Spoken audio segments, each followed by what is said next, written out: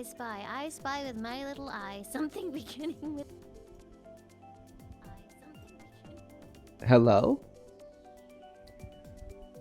Hello? Are we live? I think we're live. Oh. Is it working? Are we doing it? I think we're doing it. Chat, what's up? Guys, thank you for stopping by. So good to see you all. We're going to do a little bit of Mario Kart tonight to just wind down a little bit after a crazy weekend. As some of you are aware, I streamed for like 10... I think like 12 hours yesterday in total between 3 different Twitch channels, if I'm not mistaken. So I'm pretty shot, but this is just going to be a short thing tonight. We're just going to do a few rounds of Mario Kart to just kind of wet the whistle a little bit. I don't know what that means. I don't know why I'm saying that. Zot's here. Say hi, Zot. Hey, how's it going, everybody? You may remember him from the shenanigans on Reddit RevScarecrow's channel yesterday. Yeah, he's gonna join us for some Mario Kart. We had Gear, I think. I don't know what happened to him. I'm here. What happened to you? He's there. Okay, I'm there he here, is. yes. Hey, but Gear's here too. And they're in the room now. If you're on my friends list and you want to join, you totally can. Feel free to do that at this point. I don't know who else is gonna stop by. It was it's looking like we might get a little Rev action later on. We might get a little Limes action later on. But I have a feeling the bulk of the next 3 hours is just gonna be the 3 of us guys. So get hype. Oh, you see my chat right now? yeah. They're saying something in French clearly. You know, Azul. Do you know what that's about? You know why they're doing that? Not in the slightest. Limes, thank you. I really hope you could join us later. It'd be really cool. They're doing that because what game was that guy? It was Yoshi's Island. Or Yoshi's Story, where they're singing a song. It was Yoshi's Island. Yeah, it was Yoshi's Island. And they're singing a song. Really sounds like the Yoshis are saying "eat asshole." I mean, like, maybe it's the type of thing where if you haven't heard it before, and then somebody tells you like they're saying "eat asshole," and you listen to it, you're never going to be able to unhear it. I promise you. Do you know the song I'm talking about? No. I will mention I got discommunicated from the group, but I got disconnected. So you just have no goddamn idea like what I'm talking about at all? No, I'm just saying for Mario Kart I got disconnected. Mario Kart. You can show me the example. I mean that I think I can fully grasp in terms of. I'm not like in a different realm from humanity. I got disconnected. He went to the Nether or some shit, right? He just. Have I told you that story? The other realm. No, hit me. What happened? I could do that. I don't know if you want to like do a game, but I think the room's full. But I have a story about an individual who went to the other realm. Before we want to start, but yeah, let me hear it. They could wait. Yeah, they could wait. Back when I was in the Navy, I went to a school in South Carolina for nuclear power training, learning to run nuclear. worked on submarines with the Navy. Am I right? Yes. And during school, there was an individual there who I won't name names, obviously. And he definitely didn't fit in, and he came from an interesting background. But just imagine this as a person, let's say he Bubbles, and just imagine Bubbles from Trailer Park Boys. I've only seen. Was it the dude with the funny glasses, like the Coke can? Okay, yes. yeah, okay. And he had those glasses. Yeah, okay, yeah. So and almost in personality as well. Anyway, when you're doing coursework in Nuclear Power Training Command, you'll do like labs, and you're always watched or being trained by a chief or a senior chief or whoever, some high upper enlisted, sometimes an officer. And we had this one chief who was really chill. He'd always bring in his cup of coffee, and he'd have us do some electrical labs. But then Did you one get it day we're in a from Starbucks. Was he a fan of Starbucks by any chance? no, it looked like the standard jar coffee, like in his the ceramic cups. Oh, the jar coffee. Well, the jar. Well, that coming out of certainly the jar. that certainly won't contain any semen. But continue. Anyway, Right. we knew Bubbles, so to speak. He was always kind of weird. He wasn't doing it really great in classes. He might have had some social issues, and he was always kind of in your face. But we liked him. We didn't give him crap or anything. There was like no hazing, but he was kind of weird. But there's one day he came in, and he's a shorter guy, but he came into lab late, and he's telling our chief, "Hey, chief, I got to go to a doctor's appointment." And as he's saying this to his chief's coffee cup is on the table. Bubbles goes to lean down, and his ID badge, which is supposed to be on your chest at all times, it dangles and it has all your security information. His ID badge just dips right into his coffee cup.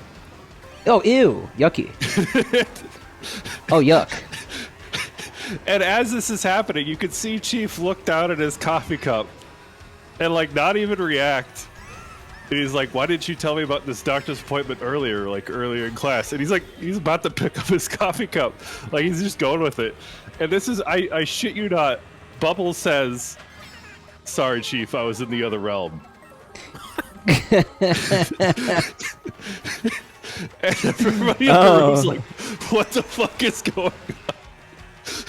And we weren't really sure what to think of that, but the combination of the coffee cup ID badge and him saying he was in the other realm, like, we couldn't like laugh on the spot. We weren't sure if it was funny, but then our chief is like dead, straight face and everything. He just starts breaking out, fucking laughing. He's like, "Dude, just go to medical. Get the fuck out of here." It's the United States military.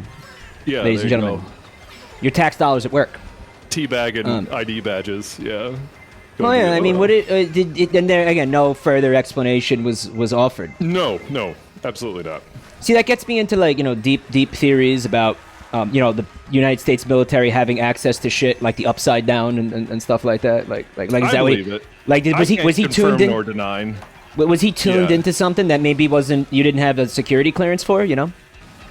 All I know is that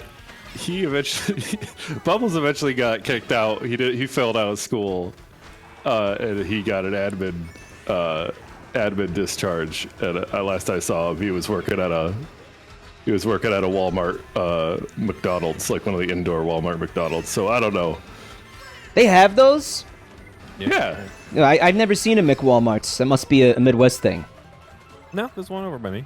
They got one. Wait, you're where is that? Upstate New York, I think. No, I'm in Long Island. Oh, Long Island. Oh. Yeah. You got one out there? Yeah. Oh, yeah. I got one. Oh, Rev's here. Hey, bub. Hi. Yeah. You got one in Austin? Yeah. A McWalmart. I remember when Inspector Gadget came out. I really wanted to get the Inspector Gadget toy, and the only McDonald's I knew was the Walmart one. And then I realized I'd actually have to tell them that I want one of each of the Happy Meal toys. 4 Happy Meals, please. Make sure the toys are all unique. Yes, and they will do that if you ask. Because to be fair, they did that with the Pokemon cards, though. I don't know with that. Yeah, that was a little different. But that being said, like I was also like, God, when was that? I was an awkward teenager then. Yeah, but when mind if I join y'all for a bit? Oh yeah, you should be able to get in. Yeah. You were friends, so you can just join on me off your friends list. I think it should work. Cool. Let me get in here. Well, when you're a grown-ass man, you can just go into the McDonald's and theoretically tell them, like, I want these 4 toys. Like, you don't have to actually get all the food, like, you could just buy the toys, right? Or it used to be the case. I don't know if that's still the case. Yeah, well, this was with the Inspector Gadget movie. So you weren't a grown-ass man. Oh, yeah, you weren't a grown-ass man. Matthew Broderick one, right? Yes, that one. Okay.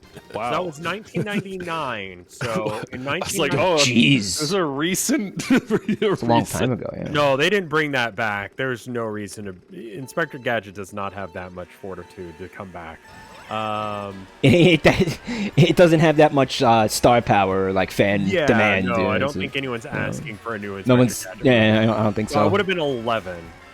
So I saved up all the money and then because my aunt was super into Beanie Babies, right? Oh, She told God. me that that was a Right. thing you Who could do. wasn't? They had the Beanie Babies that were exclusive to McDonald's. Yeah, Yeah. I remember that. And yeah, like I'm sure some people can relate, but being awkward when trying to interact with store employees when you're a teenager, and I'm 11, nah, man. I think you're alone here. No one here has ever been in an awkward situation for sure. No, No one none of here has us. ever been Certainly not me. Sure. Yeah, Inspector. We must sound so old right now. Inspector Gadget, Beanie Babies. This is the. Oh man, real boomer Gonna- hours, huh? Gonna start talking about Pogs. yeah, Pogs, and Dude, I had some. Tamagotchis and shit. I had bootleg pogs too, like not real ones. You had your own Oh. Pog press. You're like cutting your own Oh, Pogs. dude, that's yeah, awesome. bootleg, I forgot bootleg about Pogs. that. Sure, that was a thing. I remember that. I had a lot of bootleggers. I did not know how to like play pogs. I don't think anyone does. No one did. Yeah, no one actually played that shit. I just remember there's like there's thick ones that were like that's the slammer. The slammer. Yeah, One Mhm. you- slammers. yeah. Those were Yeah, I remember the slammer. Slammers were huge. Sound old. What the fuck was that, chat? Was I supposed to go through the tunnel? What happened? Yeah, it's tourney time now. Guys, can you hear Rev? I feel like he's kind of quiet. I'm sorry, I'm not. I've blown out my voice. I've been streaming like every day for like a month, so Crank your fucking microphone. crank me a bit. Yeah, Alright, crank- Here's crank- me getting crank. louder and louder and louder and louder. Crank it up. For breakfast, I had raisin bran and some toast. 'cause I Talking was about being feeling old, dude. hungry. That's all right. Fucking Raisin Bran. Dude, raisin Yeah. bran slaps. Told you, Brand's this is the boomer hours. Next, you're gonna tell me that grape nuts aren't the greatest. Listen, I do like grape nuts. I can't even pretend. That's a solid cereal. Did you know, and I didn't know this, that if you can pour yourself a bowl of grape nuts, put the milk in it, and apparently you can microwave that shit and eat Turn it. into like What's oatmeal. wrong with you? Like turn into like an oatmeal type thing. That's what they suggested on Yeah. the box. Yeah. They want you to do that. You want to hear something that you definitely didn't know? Even more fucked up. That cereal does not contain grapes or nuts. No, it's like flax. Like, or how some dare shit. Yeah.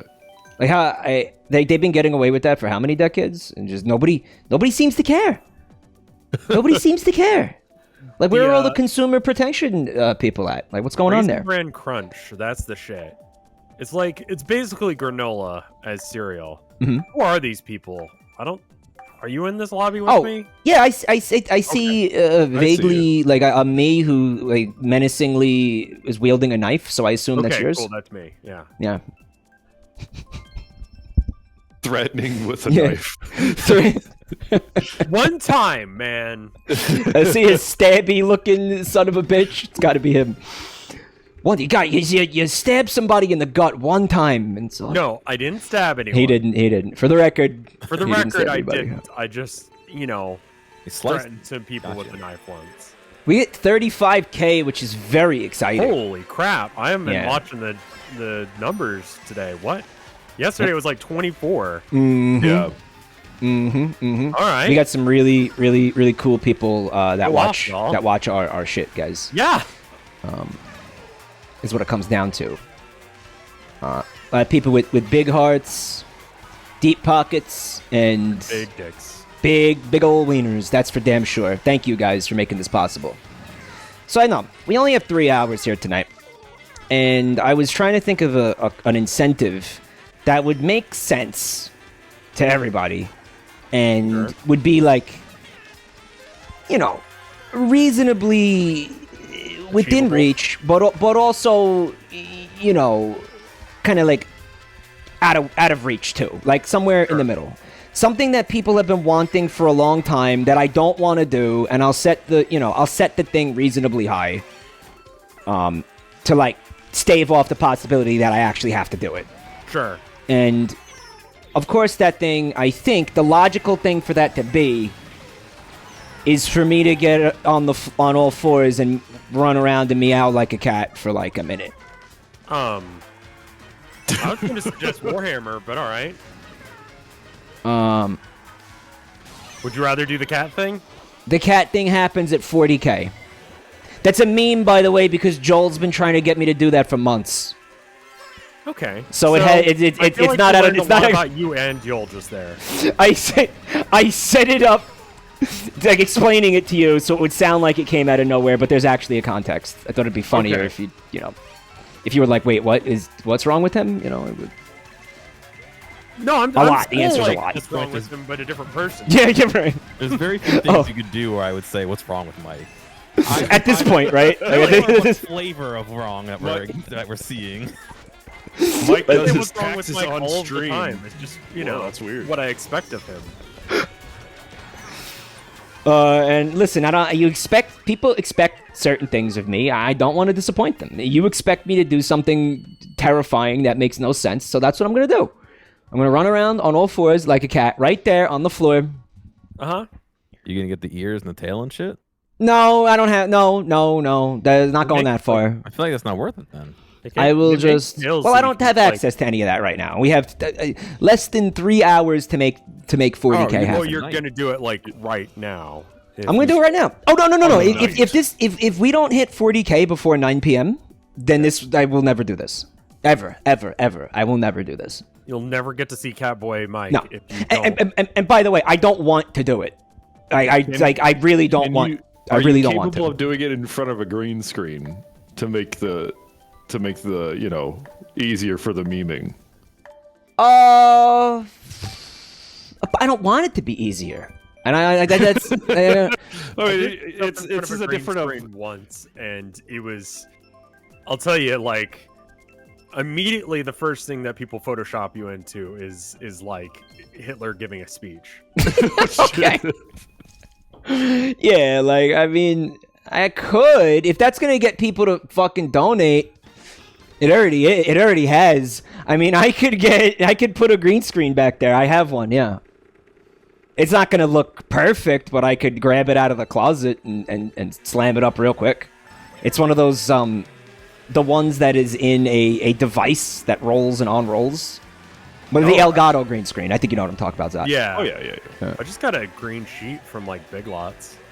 Yeah, I went that way initially, but it started to get really annoying, the thing. And the Elgato green screen was actually kind of reasonably priced. I think I picked it up for, like, 100. Oh, my God. I want to say, like, maybe 150, I think. My issue with it is it's not wide. That is an issue. Yeah, that is an issue. That, and if you want to do anything that, like, you're standing, like, full body, there's no way to get your, like, feet not on the floor, you know? Yeah, it's really meant for the kind of setup that you... Behind the chair setup, Yeah, that's really all you could do exactly with it. what I use it for right now. It's, like, maybe 20 pixels on my camera to short where I have it, you know what I mean? Like, I just see the barest bit of my wall on either side.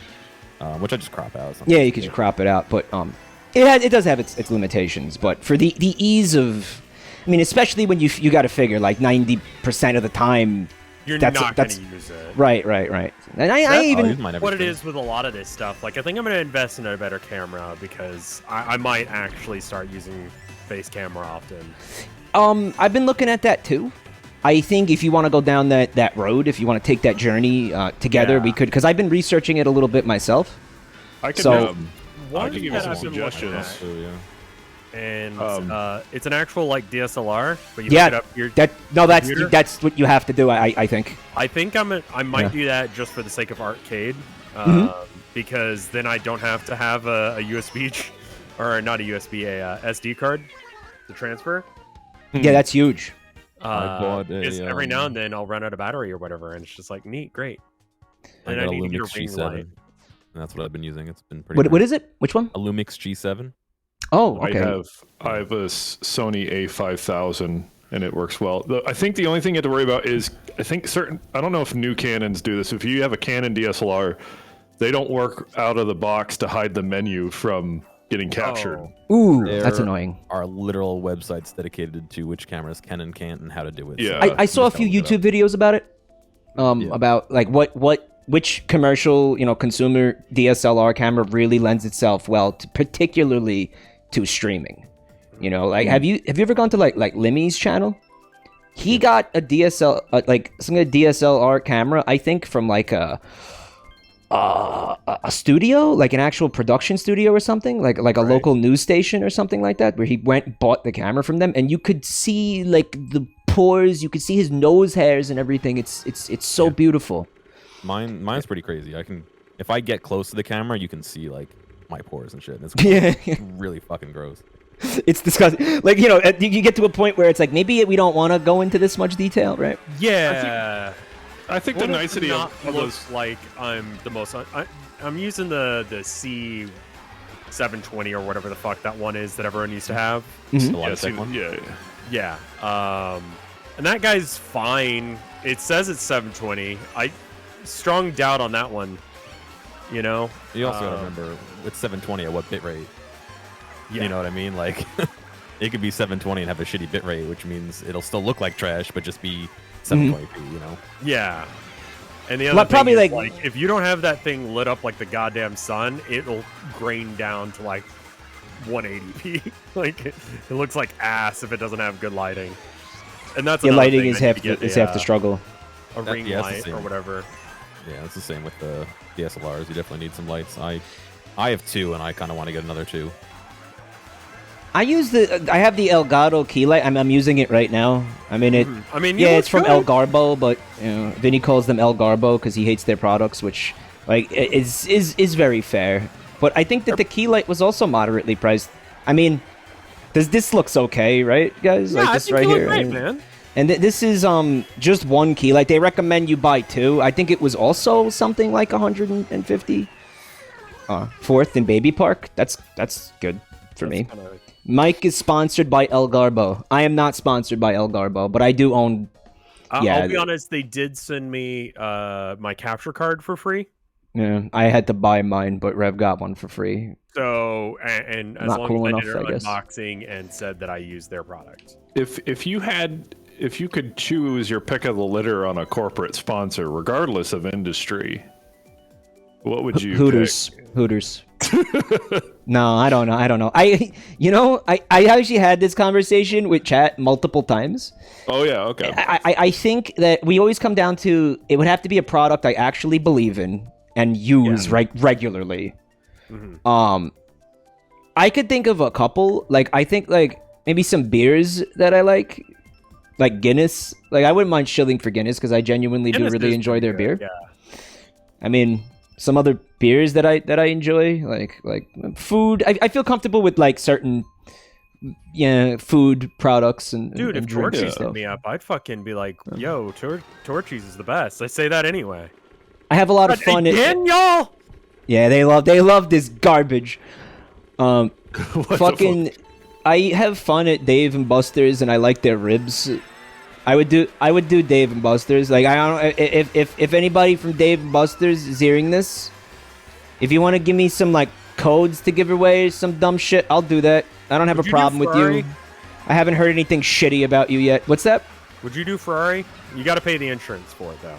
Ferrari. Yeah. Like the cars? Yeah. They're gonna give me a car? Yeah. You can't sell it. I mean, a free car, and it's a Ferrari. Yeah, what are I you gonna do with prefer a house that? at this point. I can't sell. I mean, I don't really Can't give sell a it shit for like there. 5 years. All right, so maybe I'll sell it in 5. I don't fucking know. You know what? Like, see, I don't know if I'd want a car that bad, you know? Like, they're cool cars, don't get me wrong. But, like... Oh, yeah, the car insurance. That chat's pointing out that the car insurance would be a bitch. would be out of control. Yeah, it would I'm be like, I'm very a expensive. dude in, like, the, like, expensive-ass car insurance range, you know? Yeah. Mm-hmm. If that thing's red, it's going to be, like, twice as much.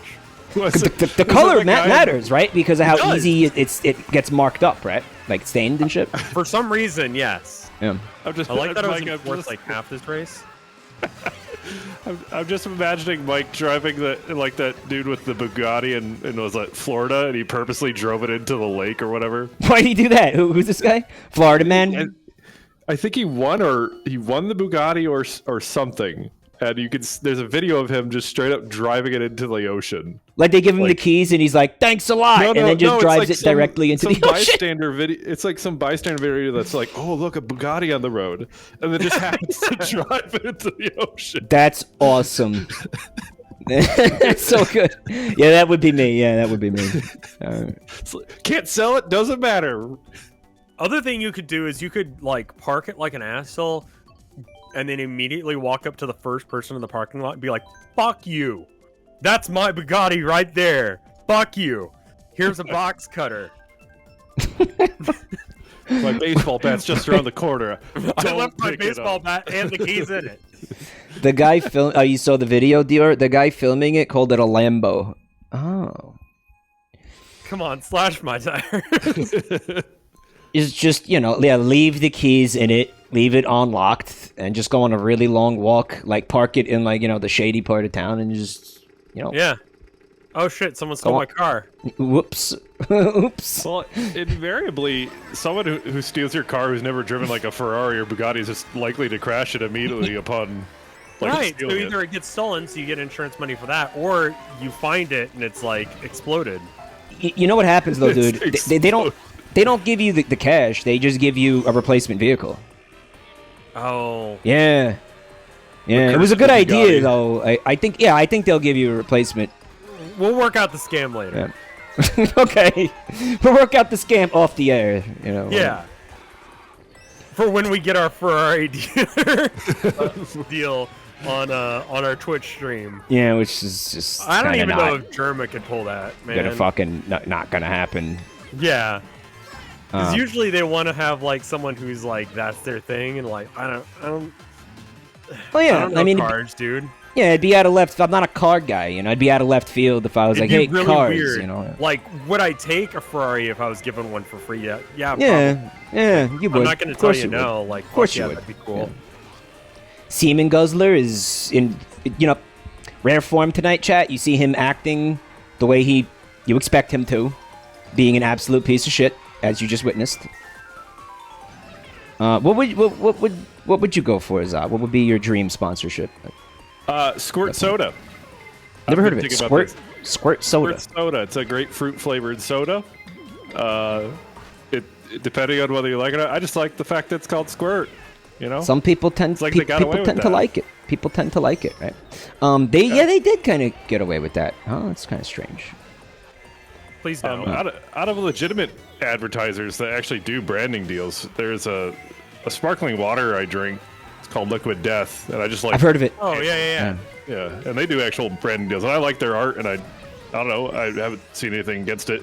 It's not like straight. They do sell standard sold in a water beer cans. That way it looks like a beer, but you can go to a bar and not look like a loser for drinking water.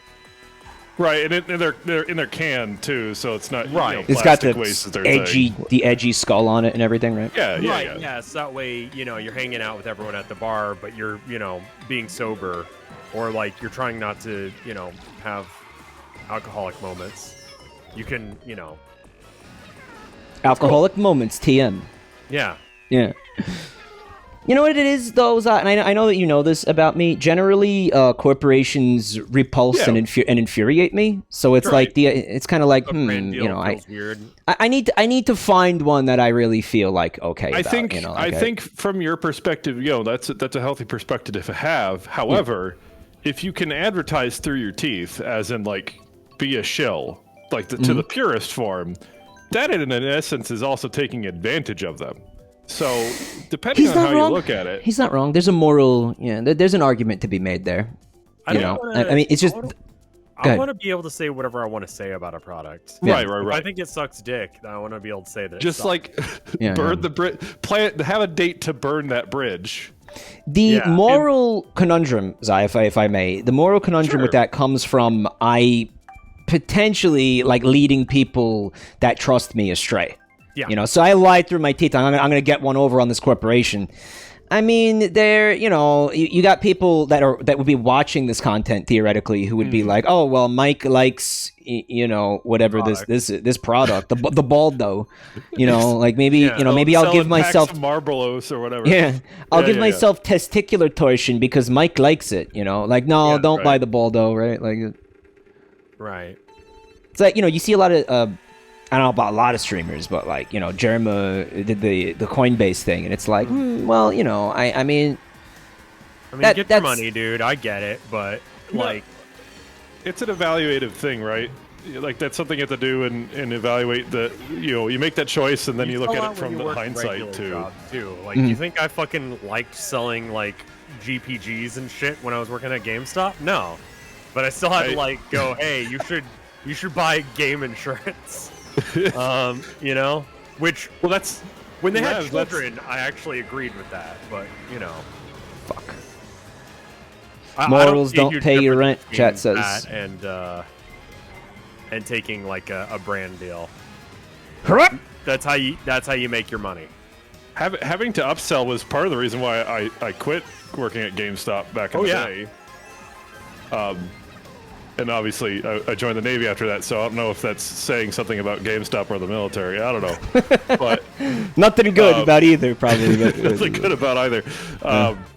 But I don't know. It's like you feel it kind of get into your like mannerisms, the upselling concept, where it's like you immediately answer the phone, and you get the like, thanks for calling GameStop, where trades can save you cash. It's like, oh. I don't work there you just answer regular phone like that now. And it's just like, what has happened to me?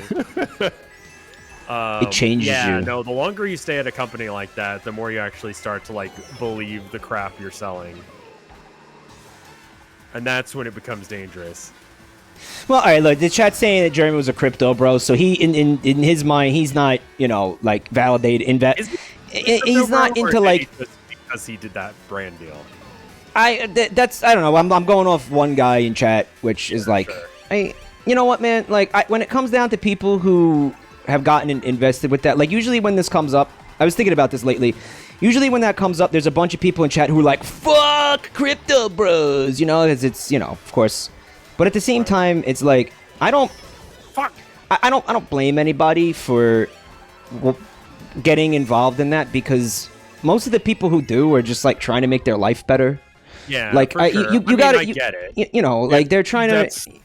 But that's a dance, right? Like, where I think it's especially weird when influencers do it, because like there was this one cryptocurrency I was thinking about getting into. It was a proof of work currency. So no, it was proof of stake, not proof of work. So less environmental impact, that kind of thing. That's what they say. Yeah. I mean, the idea is the more you own of it, the more you get over time. So it's cool. And there are definitely problems with it just generally because it's crypto. But I was looking at it, I'm like, I don't know, man. I'm not gonna.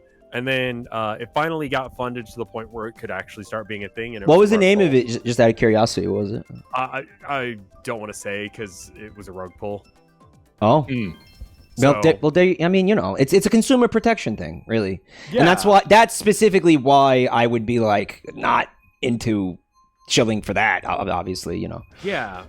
Because that's like people's lives are getting fucking ruined, Like people's lives are getting ruined, dude. I just, and again, I don't ever like I don't embrace that attitude of like fuck anybody involved in it, because again, I would never. I don't want to shit on somebody who's just trying to make their life better. Like, and I would never do that. You know what I mean? Like, if you're just why people do it. I think it's kind of gross when people do it and they, And some of them have no idea what they're getting into, or they're being misled, or they're being manipulated, or they, hey, they believe in it and they think that we're wrong, and it's like, okay, well, I don't know. I don't dig the whole like shitting on those people thing. I think it's kind of chuggy. I don't know. I mean, I do it. Sometimes you have to. Sometimes you have to, because it's so funny. Sometimes, like the antics are like so stupid that you have to laugh at it. But like, but by and large, I don't know. By and large, I will make fun of crypto bros. Yeah, sometimes. I'm not gonna act like I'm above it. Like, I fucking I looked into it. I did my research, and I think that's what you need to do before you make any sort of financial investment. And I was like, yo, what the fuck? Rev sells a timeshare. Is that what's going on? It's like an Always Sunny episode. Fuck. We got a timeshare in Aruba. Take it case by case. Yeah, Twin Apple. I think that's the correct approach to things like this, honestly. Sure. And again, I totally get why people do it. Like, I think it's, not to doomer about it, and we should probably switch subjects after. Well, they're trying to, again, like I said, there are people trying to make their lives better. I see ads, like billboard ads for cryptocurrency in not great parts of town. Right, because I get what you You're I still get what in you a mean by that. dream to get out of the bad situation you're in. But it's like, And it's a fucking scam. The amount of people who are involved with this is large. The amount of people in especially like the younger generations is significant. And it's like whenever, there's a bunch of, you have a bunch of people being like, shitting on this whenever this topic comes up. And I can't help but think like, there's a bunch of people in the chat who are like, well, I'm involved in that. Like, am I an asshole? Like, that doesn't feel very good, So I don't know. We go out of our way, like not to, be shitty to people, but then sometimes we make exceptions. You know what I mean? It's like, I don't know. I mean, here's the deal. I'm totally fine with shitting on it. I get why people do it, but I also I don't know. I'm an asshole. Yeah. I mean, again, case by case. But again, the whole attitude of like just blanket shitting on these people is starting to feel not right to me. So, I don't know. That's my point for you. I got a question for you, Mike. Yeah, go ahead. Me and Gear are in the plannings of a crypto. I'm in. Yeah, we're doing it. We got a new rug pull. I mean, I'm in. Let's go.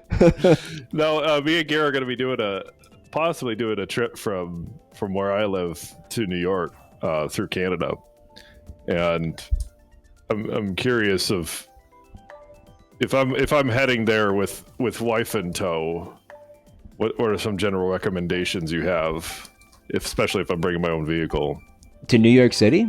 Yeah, food. You're gonna have a terrible time if you plan on. Gear's already got it figured out for the car, I think. Right, okay. Gear? So what's the plan? Yeah. What's the plan for that? Into the city. Yeah, chat's like, why the hell would you drive to New York City? Typically, we don't want to do that. No, we'll be driving near the city and then taking a train in. Okay. I've driven in the city a lot. It sucks. So I know. Chat doesn't need to tell me. No. So Gear would know, but I don't think. Yeah, Zot, you never been out to this part of this neck of the woods? Only back in high school for like a Broadway trip. So it's very controlled and all the touristy places. I don't really have interest into that stuff. Bailey might, but for me, I just really want to go and enjoy the broader view of the city rather than the hyper-specific touristy version of it. You certainly want to do it on foot. Then I think you want to walk around. Yeah. You want to see. If you want to have a real, honest to God, blow your mind cultural experience, I would recommend to you that you don't even go to Manhattan. You go to Queens, and you go to a road or a street. I believe it's in the. You can help me out with this, Gear. I want to say it's in around the Jamaica neighborhood in Queens, where you go down this one stretch of roads called Roosevelt Avenue. I think. I'm gonna have to double check the name of this street for you. You go down this one stretch. It's like a couple of blocks. You will be able to hear 800 global languages on one block. That's crazy. Because this is a massive immigration center, Like this is you walk down this one street, dude. You walk down from one end of the block to the other end of the block. You are going to hear 800 global languages. You're going to walk through like little Pakistan, little Sri Lanka, little Bangladesh. Little Korea, like you are gonna, and you're gonna have restaurants, right? Syrian food, Lebanese food, you know what I mean? Like Jamaican food, all on like one fucking block. But that's what I like when I travel. The main thing I'm thinking about is like, oh, dude, what food can I get? Like that's the default. Food is kind of traveling, Right. Like, Yeah. and if the place doesn't have good food, then I'm not going to bother going. Right. Like in a destination Sometimes- restaurant or whatever. But even Like, still, what- it's just like food I cannot get where I'm at because I'm so Or, like, limited good in scope versions of here. it. Like when we go to, like me and the wife go to upstate New York, we'll get like pizza pies, not like or like tomato pizza, you know, like not regular pizza. Tomato like, pizza? Tomato pizza? Yeah, or tomato pie. It's different than like pizza. What the fuck? Well, what's good? What, it does it have sliced pizza. tomatoes on top of it? No, it's like it's like pizza but sweet and like I don't know. Someone will have to Tomato pizza. Tomato pie. Tomato pie. Chunky, can you Google tomato pie, please? Yeah, let me go. I don't know. Chunky- I don't know if I, as Chunky a Go- New Yorker, Chunky, have Google ever that. heard of tomato pie. Dude, Frito pie. Rev, my research is just indicating that you're just talking about pizza, bro. It's Like, I'm sorry, that's just pizza. I think that's just pizza, fundamentally man. different than pizza. That's just how pizza's made, dude. Well, yeah. Well, what is it like a certain place that does something, some kind of special? All right, he has a link to me. It's a thing in Utica. People are saying. Yeah. In Utica. Oh, that's not. Oh, this. Okay, yeah. No, this is legitimate. This is a kind of thing. All right, Yeah, you're- it's a thing. are you showing me the first result or like the second result? whatever one's linked? I don't know, man. second It's the one. weird square one. The second one, right? That's Yeah. kind of like a grandma pie. We would call that, right? Right, Gear, like a grandma pie type of thing. You might It's be an a- Albany expression. It's kind of like it's more like a Sicilian. Like I think that the cheese goes on before the sauce, as Yeah. opposed to the other way around, right?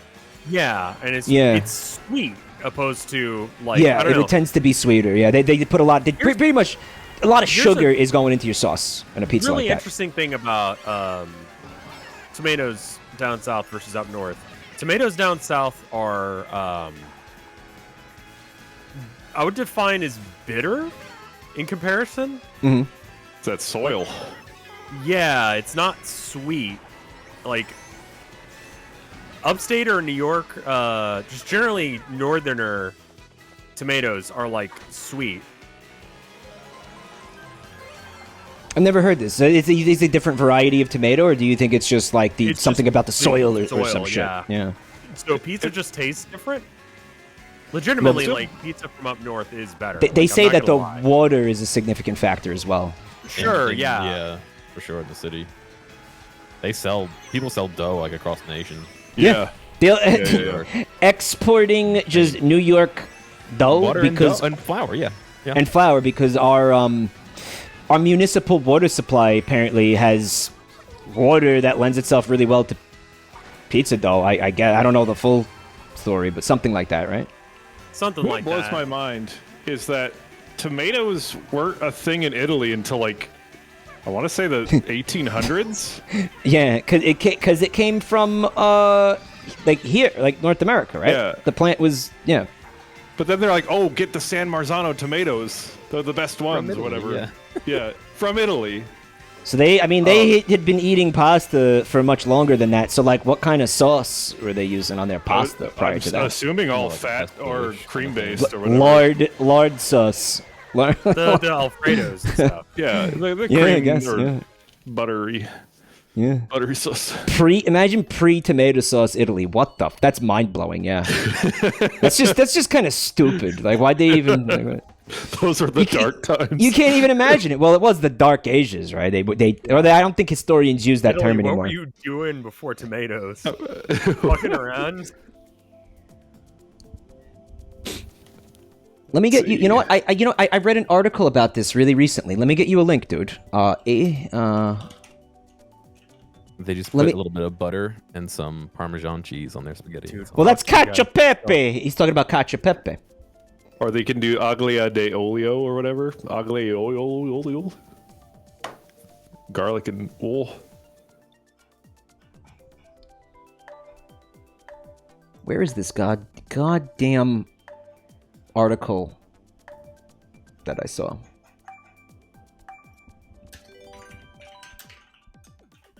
Germany without potatoes, which came from South America.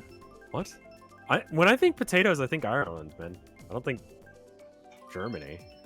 All right, well, I'm stupid. Let me rephrase this for you. Okay, more than 300 languages are spoken along this New York City street, right? Okay. But That's a lot. the neighborhood is, you can find 800 languages being spoken in this neighborhood of Queens, basically. Is what the Gotcha. article is saying. I put it into the chat there if you want to take a peek at it. But basically, if you want to do that, if you want to check out that area of Queens, I think we would just walk around there. You're gonna see some cool shit. You're gonna see some cool like local businesses and stuff. You're gonna see a lot of global culture, and you're gonna be able to eat a lot of global food, which is cool too. I'd say, if you're really trying to get off that beaten path, if you're really trying to like get away from the obscure touristy shit, would be really like my other thing is like weird obscure shit, but I don't know. I've always been a big fan of like when we're doing like our Southwest trips is like going out to like. One of the things I wanted to go out to is like there's something in the Southwest. I think it's in New Mexico. It's called the Very Large Array, and it's a series of radio satellite dishes that are used for, like if you see a picture of them, they're used in every stock footage of some sci-fi movie ever. Right. And it's It's solar panels. Cell phones.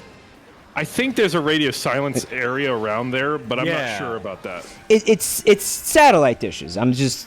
Yeah. I've seen They're it like before. Super. It's a radio Strong? telescope. Yeah, Yeah. it's And so you can't have like certain levels of electricity even going on there. Like you can't have microwaves, I think. Because it'll mess with the signals, right? Yeah, even like a few miles away. But so yeah, like the sciencey stuff like that. But even then, it's like I don't mind going to see like a roadside attraction, like in the Midwest. It's like, oh, come to Minnesota's largest candy store, or go see the biggest ball of twine, or whatever. You gotta do things like that. If if you see that exit, look at this garbage, chat. If you see that sign on I'm like a billiard ball right now. If you see that sign on the highway, you got to get off and check it out. Otherwise, what are you even doing? Like, what's the point of traveling, right? There's a thing, literally a thing called The Thing in the Southwest, and there's billboards for fucking miles. Rev, it sounds like hundreds of miles. He's talking about the what is it? The National Canyon, the Meat Canyon. What? Oh, Mystery Meat Flesh Park? Pit. Yeah, Mystery Flesh Pit. Well, what's the thing? What is it actually? What is it? From what I understand, it is a mummified corpse of a mother and child. What? But Oh, yeah, from what I understand, I don't prehistoric? think it's Like real. prehistoric? I don't know. But they have, if you're going, It's like a basically, carnival it's type thing, from like a freak thing? West Texas all the way through Arizona. If you're taking, I'm not sure what road that is, the interstate, but there will be a billboard for The Thing, and it's attached Dairy Queen for hundreds of miles. Dairy Queen. It's attached Dairy Queen. An it attached says, Dairy like- Queen. Chat Okay, said it's from the so 50s, this thing. Okay. The Thing Museum is an Arizona roadside attraction so it's near El Paso. Chat knows that I hate El Paso, like with a passion. Yeah, Fuck that town. yeah, we did GeoGuess, so you kind of scared everybody. Yeah, it sucks. Yeah, you Let's really see, went off on El Paso. It was like, oh, shit. It was there's like, tell us how you really nothing feel. There, you're not supposed. He's to doing it be again. there. Yeah, it's called the Pass. It means a place you go through. You're not supposed it. to stay. Fuck Yeah, it. Leave it. that's a good point. That's a good point. One origin story is the thing. Okay, so blah blah blah. Buggy with horse. Rolls Royce. That may have been used by Hitler. Okay. Sure. Yeah, I mean, like, why not? If you're near it, stop off and Yeah, look. it's got a bunch of weird shit in the place, but The Thing in particular.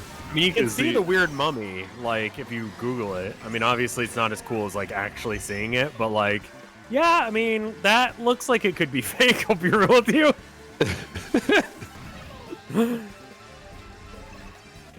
But, I mean, maybe you acknowledge it's probably fake and you just You just suspend have your fun. disbelief. Yeah, just have Yeah, fun anyway, Now whatever. someone asks you about it. Oh, I've been there. It wasn't worth the entry fee.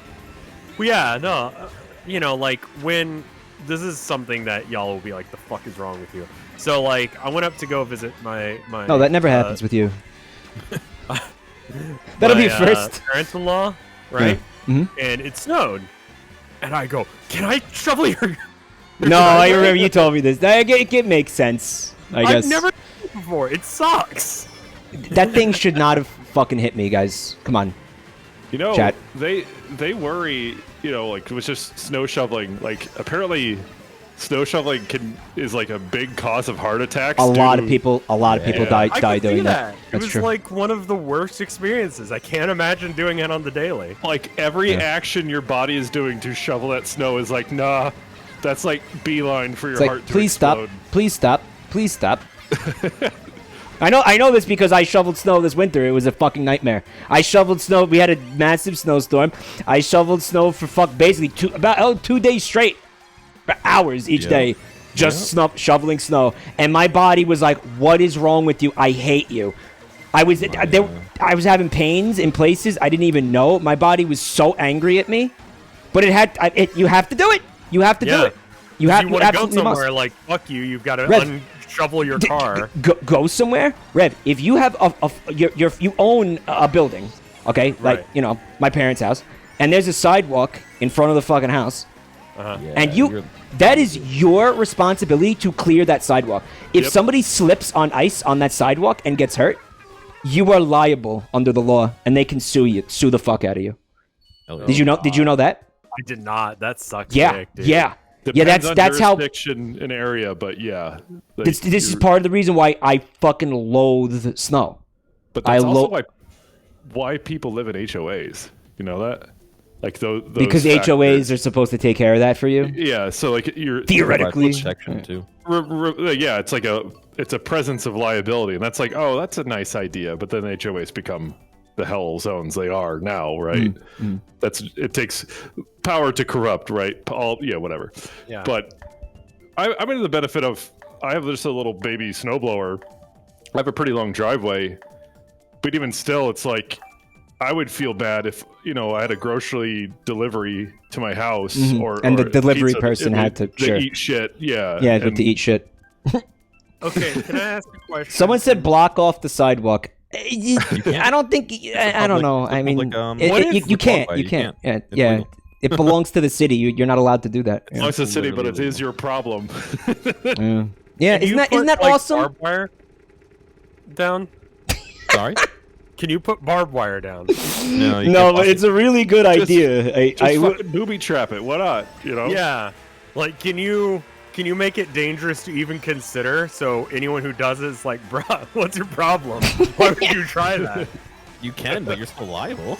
I mean, you're then liable for the barbed wire getting stuck in somebody's body. Yeah, you're. Yeah. See, down here in Texas, if you cause a problem on someone else's property and you weren't invited, you're fucked. Yeah, listen, like I know you want to say like Texas sucks, but there's pros and cons, bro. There's pros and cons to anywhere on Earth you want to live, dude. I mean, I'm not sure on that one. I'll be honest. I think if someone dies on your property while they're trying to break in, it's chill. That was karma, chat. You saw that?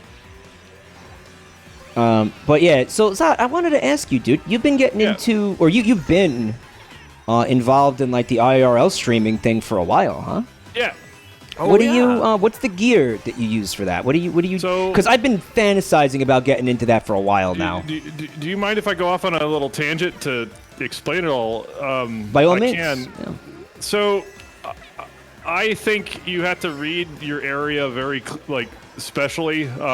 If you're at a convention or something, it's pretty easy to get away with. But I feel so out of and this Rev kind of mentioned this one time when we were at Too Many Games, and he brought up a good point. He helped me look at it from if people want to follow you around, it makes it easy to do so, right? Yeah. And that's something I have to take into consideration. But at the same time, if you're at an area like a convention, and they already know you're really there. Yeah, it's like, okay, that's a planned event. I generally feel those are the best places to do it. Out and about, I feel so fucking uncomfortable doing it. In the sense that you've got maybe people trying to find you? No, just I don't like sticking out like a sore thumb. I think it's more of a personal choice where I don't want to. Most of the IRL Draw streamers attention. You don't want to draw attention to yourself. You're saying you don't want draw attention to yourself. because there's some people that want to be on camera, right? Mm-hmm. And I have the benefit of living in Iowa, where the Nobody else. the crazy person per mile is fairly low. So, but at the same time, for me, when I go out, What happened? yeah, Rick? Someone's asking if we're going to TMG. I'm not going. no, Me neither. I'm not. I'm Yeah. not. There's fucking COVID, my dude. Yeah, I'm a little bit worried about the virus, but you're saying that, So- you don't want to draw attention to yourself while you're doing this. Right. Wait. So, like, one of the common IRL setups is your selfie stick, and I hate that. It's like, okay, how apparent you're doing it. it's very apparent you're doing it, but then also it's like you're no longer in full direct control of a very expensive device on the end of a stick. Right. Right. Right. So there's that. So when I go metal detecting, I'm trying to go to places where people aren't anyway. Right. Sure. But if I am going to areas where, conservation trails where it's completely allowed to go metal detecting, but people will walk up upon you, you want to make sure people aren't startled by you, one. Every time, chat. But my camera is actually, it's attached to my backpack strap. My phone is. And it's really just front facing, and all I have to do to read chat or whatever is just look down, and my phone's like right on my right shoulder. Kind of looks like, it's like, imagine Predator's like cannon, shoulder cannon. I could. Okay. Yeah. I can imagine that. But Okay, so that's the just phone, my phone the clamped phone is there. on your chest, aimed up, so Yeah, you aimed can read the flat, chat yeah, on the. yeah. Okay. So where is the apparatus for you to like what do you where? So there's also a camera involved, and the No, camera's so mine is just a phone stream setup. There is a camera setup. The POV is from your chest, is what you're saying. Yes. Okay. He films the ground in front of him. That's why he's not filming himself. Right, because by the That's way, the fundamental chat, difference, if you didn't yeah. catch that, he does metal detecting streams. Which, by the way, I mean, you're doing that in like the woods and beaches and shit, Yeah. so you're not really near a lot of people. Parks. Oh, right. well, it's weird that you say that because it's interesting. People will walk up to me, which I don't really like, especially if I'm wearing headphones and Of metal course, detecting. of course, you're not gonna like It's like that. Yeah. I'm not that easy to startle, but That's still, weird. yeah. I kind of get in a zone when I'm metal detecting, and on top of that, from afar it looks like I'm talking to myself, right? Because I'm talking to chat, so I look like a crazy person. And unless- their Yeah. first reaction is to come up to you. come up to me. But that's the thing. That's the problem living in Iowa is that people are like, ooh, this is different. Yeah, right, know? right. That might not in New York City. People might be like, "Oh, here's another freak," like whatever, Right. you know. Right. But in Iowa, it's like, ooh, can I invite you to the potluck? Like that sort of mentality. Yeah. And so, like, I was metal detecting in the woods one time, and that was right after I found in the ground, I found an Israeli half shekel coin, and then right after that, I found an Argentinian peso. How do either of those things get to fucking rural Iowa? I don't know, Yeah. Huh. and I was very confused about it. Yeah, that's insane. How? And they must have been connected to each other. Absolutely, there were Yeah, 6 right. feet apart from each other. They're on just right off the trail, 6 feet apart from each other, 2 inches below the dirt. Like Somebody that was had planted thing. a coin collection. Or I must have like some kind of coin collection and lost it out there. Like what else makes sense? Right? To I mean, add to that, I have the answer to the story, at least the most likely, and I'll tell it in a second. But what happened though is I'm on a trail. It's a walking trail, and I'm talking to chat. I have this on stream footage when I found it, but there's two people come walking down the trail. It's like I'm like kind of freaking out, you know, because I found these coins. They're like, "Oh, what you doing there?" And so like I have to like completely swap modes and go, "Oh, I can't look like a crazy person, like stream Right. person. I now have to go to Like normal know, human being mode. right normal human being mode, or at least presentable for elderly Iowans." And it's like, "Oh, what you doing? It looks like you're getting metal detect in there. I have something like that. Blah blah blah blah blah." It's like I just want to look at my coins. go away. Go away. Just let me look at my gold. I was describing it as suicide by chat as a huge possibility. Oh, because you like cross the street while you're looking at chat and you get hit by cars or something? No, like I'm just doing it, and then someone from chat's just like, ha ha, and then they come in and stab I me, found you, you son of a bitch! And then they just start choking you out. You're gonna take it. I mean, I seen a clip of that exact thing happening to somebody who was doing something like this. Right. Yeah, I mean, he got choked. He got choked the fuck out. Yeah, I remember we were talking about it. Yeah, they fucking. I mean, I don't know if he's okay, but you see him getting choked, and then the stream ends, and he's like, "Help me, please help." You know, so this is not an unfounded fear. Like, it actually has happened to people. IRL stream sniped. You know. I do not tell my wife what to do any of the time. She's her own person. She gets to do what she wants. But one of the hardcore rules I have with me and her and my family is we don't tweet about being at a place until we've left. Yeah. Makes sense. Sure. That way people can't know where we are. Sure. Yeah. You know? No pictures being tweeted about it while we're there. Right. So Rev, that's something I've had. You kind of, when we spoke about it, you put me in a different perspective for that. So I have to appreciate that for you. So I have to thank you for that. But at the same time, that kind of came up during the charity stream last year when I was doing metal detecting at my parents'. Right. Now, my dad has his own Twitter. He's fairly That public. was dirty. I'm sorry. I just did something that was fucked up. Go ahead. So your dad has his own Twitter account. Yes, Yeah, I'm sorry. and he's fairly open, but at the same time, he's open to be on camera. But then it's more like, well, maybe I don't want other people to know who my dad is, that sort of thing. So it was more like it wasn't he telling me or him telling me like, hey, I don't want up this. Like, I don't feel comfortable with this or whatever. Right.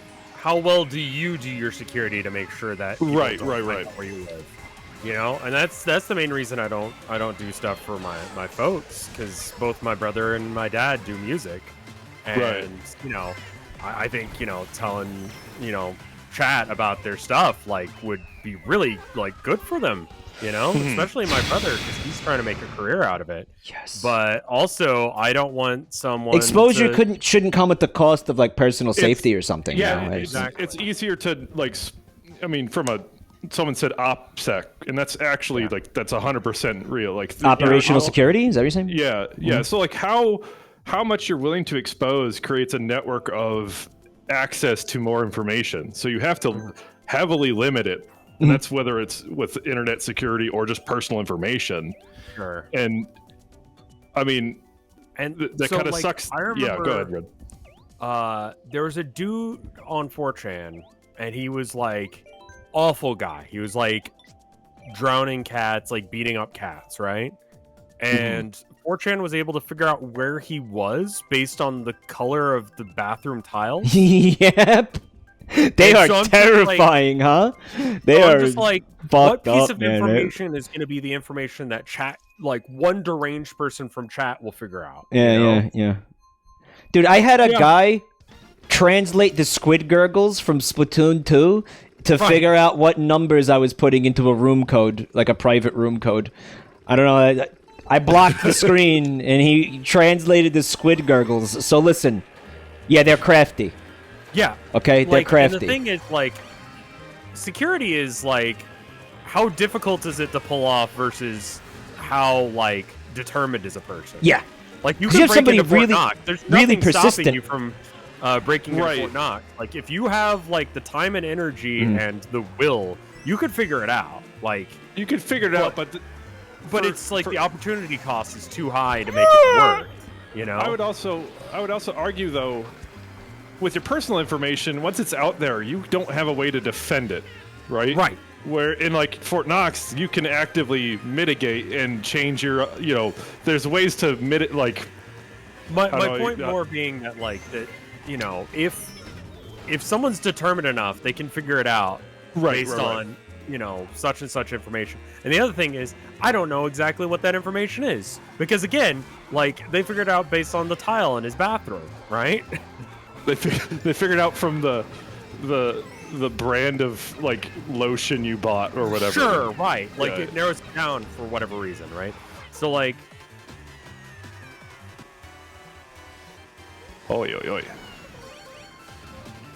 Just got a little intense, didn't it?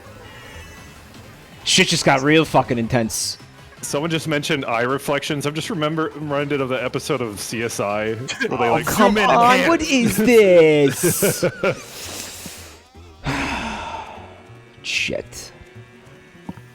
But, Hey, Mike. yeah. You're gonna do. That's you, huh? You're the bullet bill. Right. Good for you, man. Good for you. So, what about the data plan?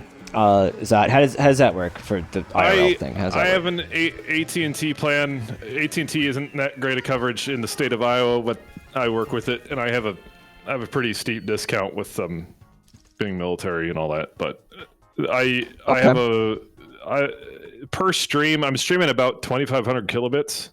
So Okay. To put that into perspective, if you're running off Wi-Fi, that would be my dream. Like when I go metal tech to my parents, my dad has a mesh Wi-Fi area around the property. Okay. The problem is running on Wi-Fi, the way you swap access points has to be smartly configured to actually allow you to stream. And if it's not meshed right, or even your Twitch encoder or how the encoder handles all that stuff, I'm not very technical with networking stuff, but if you swap you move to the next closest access point, your stream can actually dip and drop completely. It depends. Can I show you something, dude? Yeah, go for it. Because I'm hearing what you're saying, but I just want to know what you think about something. Hold on. Is that shit? Where'd it go? Again? All right. After this race, I'm just gonna link you something. Okay. Yeah, sure. I'm sorry. Just don't let me forget. But going back into data plans, I wouldn't worry about it. Just plan your IRL streams around like low usage time. But also, if you have like a rollover data plan, use that. But also acknowledge that a lot of data plans, if you use over certain data cap amount, I think it's usually 25 gigs, they'll purposely throttle you regardless of how nice your plan is. So, and that's gonna just ruin your stream. Your stream is ruined. Right. Yeah. So the other aspect of it, and this is something to be really concerned about, because I've actually permutated this and tested this with on 3 phones by now. Turns out streaming and having your phone screen on and then doing all that and charging your phone at the same time is the easiest way to kill your phone's battery. like long term, yeah. Long term, fuck it up, yeah. Yeah, I figured, yeah. Your phone is now completely exposed to the sun. So I think what that kind of means is that the consumer products we're using for this are not really meant for this, and are not really going to be useful for it in the long term. I wouldn't argue that so plainly. I would agree that like the phone, like a default iPhone, do you really want to be doing that? But our phone manufacturers thinking about that. How's battery? I mean, batteries by design are not designed to discharge and charge and do all that shit at once. No, they're not. They're not. But that's why I want to show you this thing. Hold on. Okay, let me see the thing. I was just showing this to Fred Knudsen. I can talk about the IRL backpack, but that's an investment. But that's what I'm about to link to you. Yeah, so I could talk pretty plainly on that as well. Have you really investigated this thing? I know what it's made of, and I know how it works. There's a way you can open source it, but the complicated part is you got multiple data plans. I linked you the website just in case. Yeah. So basically, it's centered around a device called a Live Solo U, which is a cell bonding encoding unit meant for broadcast stuff. They use that unit in a lot of TV broadcast stuff, smaller form, but what it does is it takes multiple different LTE transmitters of different, even possibly different providers. So AT&T, Verizon, and you get their jumper USB dongles. You plug them into this thing, and then it has some software in it that's smart enough to encode off all those channels. But the problem is, now you have a signal. It is insane, yes. Now you have a signal going out on 3 separate or 4 separate service providers. Right. How are you supposed to combine those back to a signal stream? And that's what you have to do with either a It's usually through a VPN and a bonding service. I do not know the details of that. My understanding of that is that you are actually entering into like a limited term contract with a fucking provider to give you private access to a cell tower, basically.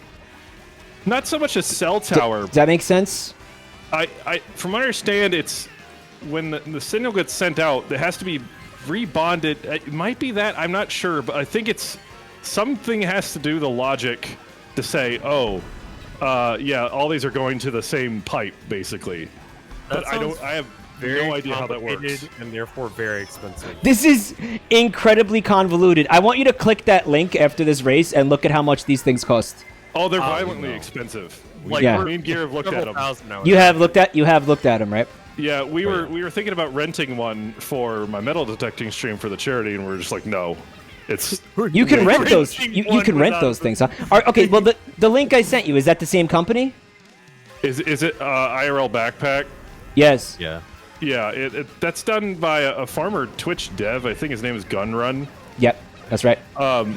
That's right. And so it's a product, but all it really is it's kind of combining it every piece, so you don't have to do anything more. And I'm sure there's a nice hefty upcharge on that. But even at its core, the Live Solo U I think costs $1,000 just flatly. So, and all it's doing again is Mountain Dew's he's got the emote. Mountain Dew actually showed me he sent me the link to this thing, Rich. He's the one who turned me on to the existence of this thing because it's cool as hell. I have been like nonstop thinking about this, guys. It's you want to have the actual backpack though, huh?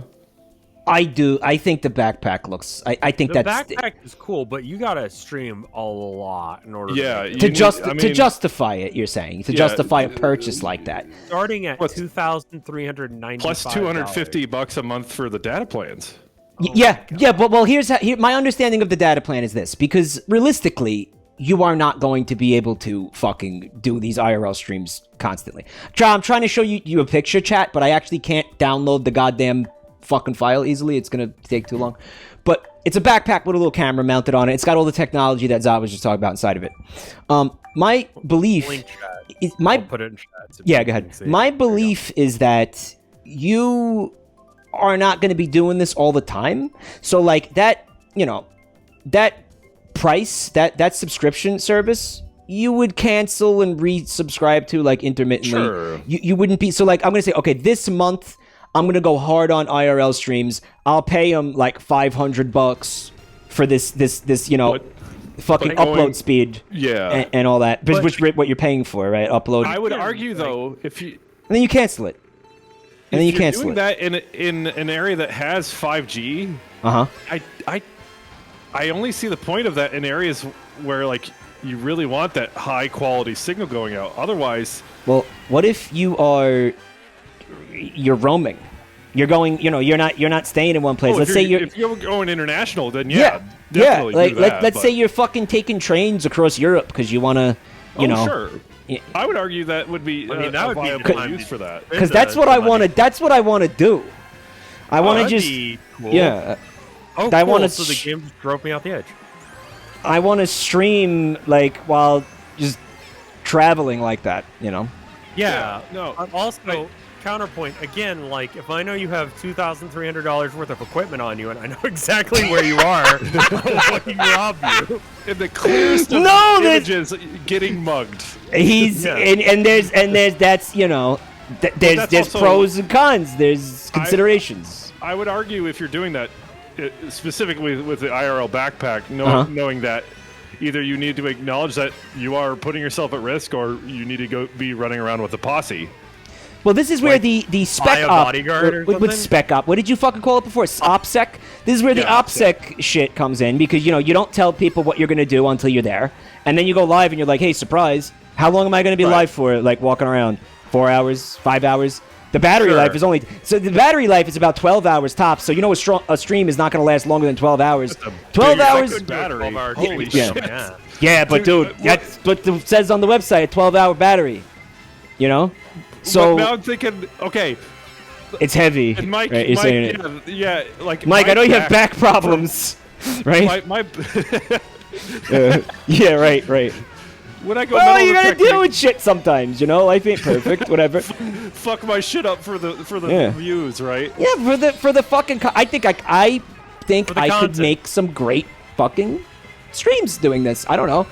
I think I could make some good streams like this. No, I don't disagree with you. I'm But, just you thinking know, about you travel around. How much other shit are you carrying on with you other than the camera pack? You know? Yeah, well, ideally it works like this. You know, you go to your shooting location, you go to where you're gonna stream. I would think you get a fucking hotel room. You know, and again, that's another expense. Obviously, this thing would be astronomically. That's why, because I've talked about this with Chad a couple times, and we came to the conclusion you have to fucking basically be rich to even consider doing this. But you know, Can I mean, it's a dream. It's a dream that I might have. be better. Go ahead. What if you got a really nice camera, right? Mhm. And then you just did YouTube videos of it, so you didn't get mugged. That's okay. Now Zot earlier was talking about, you know, the old lady, the old couple came up to him and was like, "Let me see your coins, there, Zoomer," Yeah. or whatever. Yeah. In my opinion, that's the content. Now you're trying to avoid that, but if it were Well, me, I don't mind rando old lady coming up to you me know, and asking I'd me be what I'm like, doing, but I I'd be just like, don't want, Joshi, Boshi. I think you're. That's what I'd do, I think you you're know? talking Let's not do on two sides of content, right? Mm-hmm, The recorded content is for, hey, check it out. You know, we'll do the interviews on the side. The live version of that is you want your chat to experience it with you for that dialogue. Yes. So if you don't feel like it's just the same without the audience, I can agree to that point. Yeah. That's why I do. live stream metal detecting, because for me, at least from my perspective, it's like the chat is like doing IRL loot boxing for Yeah. trash in the ground. That's the way I put it. Yeah. So I mean, that's, I like that. It's rad, and I think the way you do it is cool because like Wasted. it's less murderable locations. Yeah. right, He's right. He's really fixated on the murder. Well, And he should be. For me. He should be. Rev. It's fair. Okay. my number one concern of metal detecting is me finding a murder scene, I mean Fuck you, that Yoshi. because yeah, that is like a Logan greater Paul, than that 0% be like, chance "Whoa." of happening. Like, not being the murder, but finding a Not being murder. I'm on the other end of that perspective. But even worse, right? One of the things I'm going to be doing this summer is I'm going to be magnet fishing. What's that? So Oh, Oh boy. yeah, so magnet fishing, check your local areas for legalities. But magnet fishing is where you go on a boat and you strap a really powerful magnet to the end of a rope and you drag it across the river. Or Oh, wherever and just see what you can yank out, huh? Yeah, whatever bits of iron you can find. That is the one way to find a murder weapon. Nah. Sure. Yeah. Where are you going to be doing? Where I are saw you going to this be guy doing and He was this? so excited of all the knives he found in the river doing that. Where are you going to be doing this so you know people can find you and throttle you? Well, and here's the strangle you and thing. shit. Right. And this is a real thing. But you're on a It's- boat, so it'd be pretty hard to get to you. Well, okay. Yeah. But So- well, again, like what? A river? Like where? What body of water in Iowa Guy is? rose Well, up to you in his okay, one boat. Hey, I like your streams. Yeah. He comes out like a paddle boat. I love your strips. No, actually, this past summer, they drained a lake nearby, and I was going to do a very big stream there. There Yep. was two factors that were involved based on our past conversation. One, I was in a valley, no signal, absolutely no cell signal, so that was never going to be a stream. But as I'm going out there, there's another old crusty metal detectorist out there. We got the chatting, but then I found out he was super crazy, so that was weird. But then, as I'm leaving the next day, they're like, "Yeah, we found a dead body out there." Oh my god. Man, this like the universe wants this to happen to you so badly. So, and there, yeah. And here's the worst part: it was like recent, and so Yikes! They found fucking Laura Palmer out there, huh? something like that. But I'm talking with this old codger metal detector. He sells metal detecting parts. I was like, Someone well, in chat said could have been a great stream. fuck off. But that's what I'm saying. Like, I could go out to somewhere in the middle of fucking nowhere, Iowa, Yeah. and nomadic fishing, and again, that's where people would hide weapons. To be fair, Right? if I was going to hide a murder weapon, I would probably pick a place that like I wouldn't get caught throwing it away, like a river. Right. Yeah, of course. That's what he's saying. That's Yeah. gonna rub the prince off. You know? Finally. I don't want to find like John Wayne Gacy's like other stuff. You know what I mean? Because that's possible too. So like, You mean his clown stuff? I found his clown suit while magnet His, fishing. his clowning suit was kit. made of chainmail. Magnetic clown. His His chainmail magnetic- clown suit. But no, like when I think about it, what I want to find out when I'm metal detecting is like, I would happily find like, for example, like I found someone's dog's dog tag, That's cool. and I called them and I said, hey, I found this, and they're like, oh, thank you, my dog died 2 years ago or whatever. Oh, no shit. So Okay. those sort of things are cool. Other aspects of it, I'm picking up trash, or I'm going to beaches and clearing out rusty nails in them, because last thing you want is your kid getting tetanus. So there's Yeah, you're there's doing a bit of a utility to it in that sense. Like Right. a little bit of a, but a but at the public service element to it. but at It's the nice. top of it, it's like when I'm streaming it, I just want the chat to be able to experience the same dopamine rush I'm getting when Right. I'm finding shit. It's cool Yeah. when you're there when you find the cool shekel. You know? Right, yeah, no, it's probably, yeah, I mean, the magic of it, like, you can't be replicated by describing it afterwards. I mean, I guess if he were to pre-record it and then put it on YouTube, it'd be But see, better than not, That's the but- exact problem with pre-recording it, because I've seen so many metal detectors on YouTube, and I can call them out. in the Oh, sense that you you're think sorry that, for that. oh, you think they're planting shit and then going back and, no, yeah, okay. fuck that. I've seen That's it on gross, multiple but okay. metal detector videos where they're like, And how "Look can at you this tell? What are the giveaways a for that? pristine ass mercury like dime, and it's like Should have kept that. it's in like Yep, I'm an asshole. Sorry, go ahead. perfect value or whatever. Right. It's some $10,000 coin that's no in perfect patina condition. on it or anything. And it's like, yeah, I found this 4 inches down. Fuck you. No, you didn't. It just did not I happen, yeah. I refuse to believe that. See that, chat? You see that, chat? See that, chat? Did you like how I fell in the grass like a penis? But I guess chat, by the way, chat really doesn't want to see me crawl around and meow like a cat, which, all right, fair. But that's still on the table for I'll be real, 40K, I know. just putting that out there. I will do that if we get 40K before 9 o'clock. Mike, I will say, maybe we could chat about this after the stream. One of the better places to go metal detecting is the state of New York. Yeah? Why is that? Lots of murder weapons. One, yeah, that. But if you look at it from the perspective of colonialization in the United States, the more stuff in the ground that's old is in the East Coast. If you Stuff that would be picked up by a metal detector, so to speak. if you want, unironically Staten Island. Like actually unironically Staten Island, because Staten Island has been extensively Hypodermic needles. well yeah, but I mean we have a very long colonial history and we have a lot of unspoiled dirt. Compared to like the rest of the city where they have where it's been urbanized thoroughly, we still have a lot of parks here and stuff. We still have a lot of Right. beaches that are unspoiled. Beaches, parks, woods, and there's a lot of history here. Dutch colonial history, British colonial history. So there's a metal detectorist that streams on Twitch, and he's up in the Northeast. I don't know if he's specifically up in New York, but what he does is he goes up to like kind of out in the rural parts of the Northeast, and he'll just go into like roadside ditches, and he finds like, oh, this is an old 1800s screwdriver head. Oh, I found a musket ball. Like, what the fuck? Yeah, And I'm That's sitting here wild. finding like Bush light cans and shit. Like, yeah, because we just got I'm more not- history than you do. Yeah, it's simple. Yeah, it's simple to understand. Sure. I also run into a risk where I go, and maybe some areas in New York, is that there's federal law against disturbing Native American burial items. I think not that's so easy much to burial avoid. grounds. I think But that's you don't easy to know- avoid, though. I think that's Yeah. easy to avoid.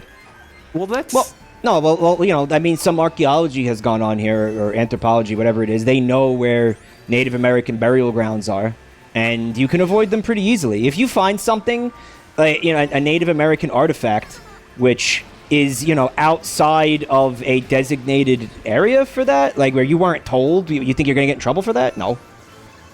I mean, historians might like if you report that finding to somebody. I think that'd be cool of you if you were to not keep that to yourself and maybe even give it to a museum. But at the same time, they might not even want it. You know, I mean, they have an abundance of all kinds of historical artifacts. I might say, fuck, be like, hey, guess what I found?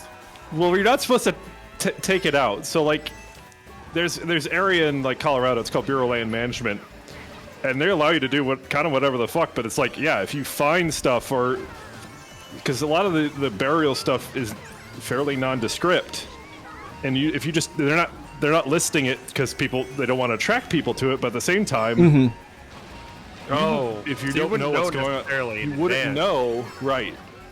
So you wouldn't be the first person to find it even, but you find it and you go, hey, guess what I found? And they're like, you're under arrest, right?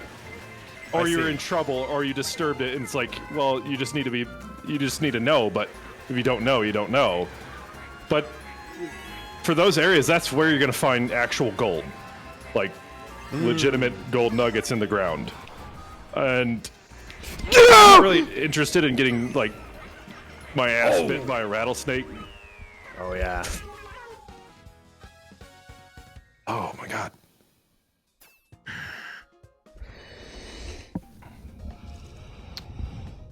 That hurt. Kart moment.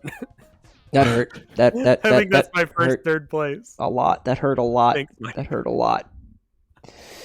That hurt a lot. I think I can do like 2 or 3 more, and then I need to stop just so I have a voice for the rest of the week. Okay, bub. I'm probably just not gonna have a voice for the rest of the week, especially after that incident. Yeah, for sure. I don't know if you saw what happened to me, but it was pretty. No, I saw it because I disgusting. passed you when it happened, and I Yeah, watched on stream as it happened again. Pretty rancid. It was pretty great to see twice. Good. I'm glad you had that unique perspective where you were able to. They're not. You were able to do that. Says Sleepy Gamer Eclipse. Yeah. So there's actually there's burial mounds like right in town that they found, and it's like at an intersection. And all they did was like, it's like the street, there's a sidewalk next to it, and then there's just like a sign that says mounds of some native peoples. And it's kind of like, oh, thank you for not like mowing it or whatever or disturbing it, but at the same time, it's like surrounded by suburbia. But you wouldn't know if you were told like, okay, that's a Native American burial area. To you, the untrained eye, it just looks like a pile of dirt. Not to be disrespectful, but like that's how they can appear. All right. Well, so your concern is you're going to accidentally dig on that, yeah, or dig in that area and disturb burial remains or whatever. All right. Well, don't do it then. I don't know. But that's why I want to go to areas like. I'd love to do private digs. Mm-hmm. Like on people's private property. I have a few farms I'm allowed to go to. Okay. My one place I would love to do is like old fairgrounds, like that'd be fun. Like where you hold like old state fairs or like football games or whatever, like where a lot of crowds would be. Church lawns, stuff like that. Right. Where people would drop stuff. Yeah. Right. Yeah. I hate this map so much. Well, just getting back to the sec op thing, whatever. Yeah, OPSEC. I'm having a really hard time with that. Operational security. Yeah. I would say, you get to your location, because tell me if you see flaws in this, if you see holes in this. You get to your filming location, you know, you have a hotel room, or you have a whatever, you have a base of operations of some kind. That you don't reveal to anybody, obviously. You're not going to just go on stream and say, oh, here's the address of my fucking hotel. You're not going to do that. No. And then you leave your hotel. You'd leave your hotel. You would do a stream. Keep your wits about you. Maybe have a posse. maybe have Rev with the knife, standing behind you, and then Dude, I love an excuse. yeah, and right, he's just begging for a fucking excuse, and then you just you end your stream. Maybe you do like a 4 or 5 hour stream. Hopefully, nobody is sick enough to come find you, or nobody has the ability to come find you. You end your stream. You go back to your base of operations, and your location hasn't really been compromised, except your location is a vague. Okay, but we saw him around the area of, I don't know, the Uffizi Museum in Florence. Mm-hmm. Because that's where I want to go. Obviously, if I One of live the in places I America and wanna I go. see you in Florence, I can't get to you in time. But Well, if I live in Florence, you think there's no demented Italians? Dude, I know. I have some Italian viewers, and they are absolutely deranged. They would find me and choke me. yeah, I'm just saying, like, yeah, if I you guarantee you get 4 that. hours 2 hands time- out, choke you. Yeah. And it's like, let me put it to you this way. Like, if I say I'm at a certain location, like, how long does it take to get, I don't know, to somewhere in town, Like 30 minutes? So if I can see, like, I go, oh, you're at the fucking They triangulate. museum. Yeah, you just go, I'm at the museum, because you are, right? Yeah, right. Then, and I live in town, or maybe a town over, like 30 minutes to an hour to get there. You're streaming for 4 hours. Like, I got 3 minutes or 3 hours of time to figure out exactly where you are. I could pull up Twitch on my phone and go off of that. Yeah, And then you also have to worry about those Apple trackers. I'm just making that shit up, but well, it's like, Oh yeah, though. so That's they're legit though. well, Yeah. they're gonna find me, and then they're gonna choke me in broad daylight in front of a ton of people, Alternatively, again, in public. like, unironically, just like follow you back home. right. Like, have you Okay. ever like been followed? Not that I know of. Maybe the people following me were just like really good at it, I mean, No, I usually do a good job of following Mike. He's like, well, he hasn't noticed yet, so Okay, good. Like, if you don't know how to deal with, like, if someone's following you or not, that's another thing you need to learn. That's a good You point. know? Yeah. But People generally don't make 3 right turns in a row. So if you're concerned about being followed, Make do 3 right turns in a row. turns correctly in a row. well, you're talking about in a vehicle. I In a would vehicle. not stream any transit. Maybe like No, you don't stream the transit, but like Yeah. I find you, I see you at the Right. museum Okay, or yeah, whatever, yeah, and I yeah. just stay back and I just wait Yeah. until you go back to your car. right. And I Okay. just follow you from the moment I see you on. Okay. I mean, I don't know how you combat that. I mean, I don't know how you, That's I an mean, evaluated risk you you take, can, really. you think can that mitigate if some of someone's this. demented enough to try and go after you, Yeah. they can find you and they can Yeah. do whatever they feel like to you. The question is, what are the odds that someone actually wants to, and what are you willing to risk? Like your home, Yeah. your family. Yeah. So Rev is really not into this idea. I'm super not into this idea. Yeah, he's not into it. Like, yeah. and I may be overly paranoid. I probably am. No, I think it's all. This is all warranted. This is all legitimate. There's I sick think- fucks out there. Yeah, sure. I think your Rev is evaluating a risk in a different direction, but he's correct. But Somebody in at chat the said same your time- cum. They said your cum. your family. Your cum. Mine would be at risk. I think. Yeah, my cum would be. All right, let's not do that. Fucking. I understand what you're saying. Your concerns are legitimate. I don't know if there's any. You do get to a certain point where you have to say I'm taking a bit of risk here. There are yeah. risks with everything you do. Yeah. You're sitting on your ass for multiple hours. Like that's some sort of health risk, I'm Yeah. sure. Like it's Yeah, not yeah, good yeah. for you to sit this long. Like we're taking risks right now. Like Mhm. there are risks in general, but are you willing to, do the gains outweigh not doing it that way? Like pre-recording it, then I mean, in this instance, I would be forced to admit no. I mean, what? Right. I mean, how it'd be I see what's going on with cool. Great though, like the metal detecting thing, like you could super fake that, Yeah. Maybe Yeah. go out there like a couple days beforehand, bury it in the dirt. Oh, Rev, act like I haven't thought of that. Yeah, I know. No, I mean, Like the whole charity stream was that, Zod. right, exactly. I buried shit in the ground for the charity stream.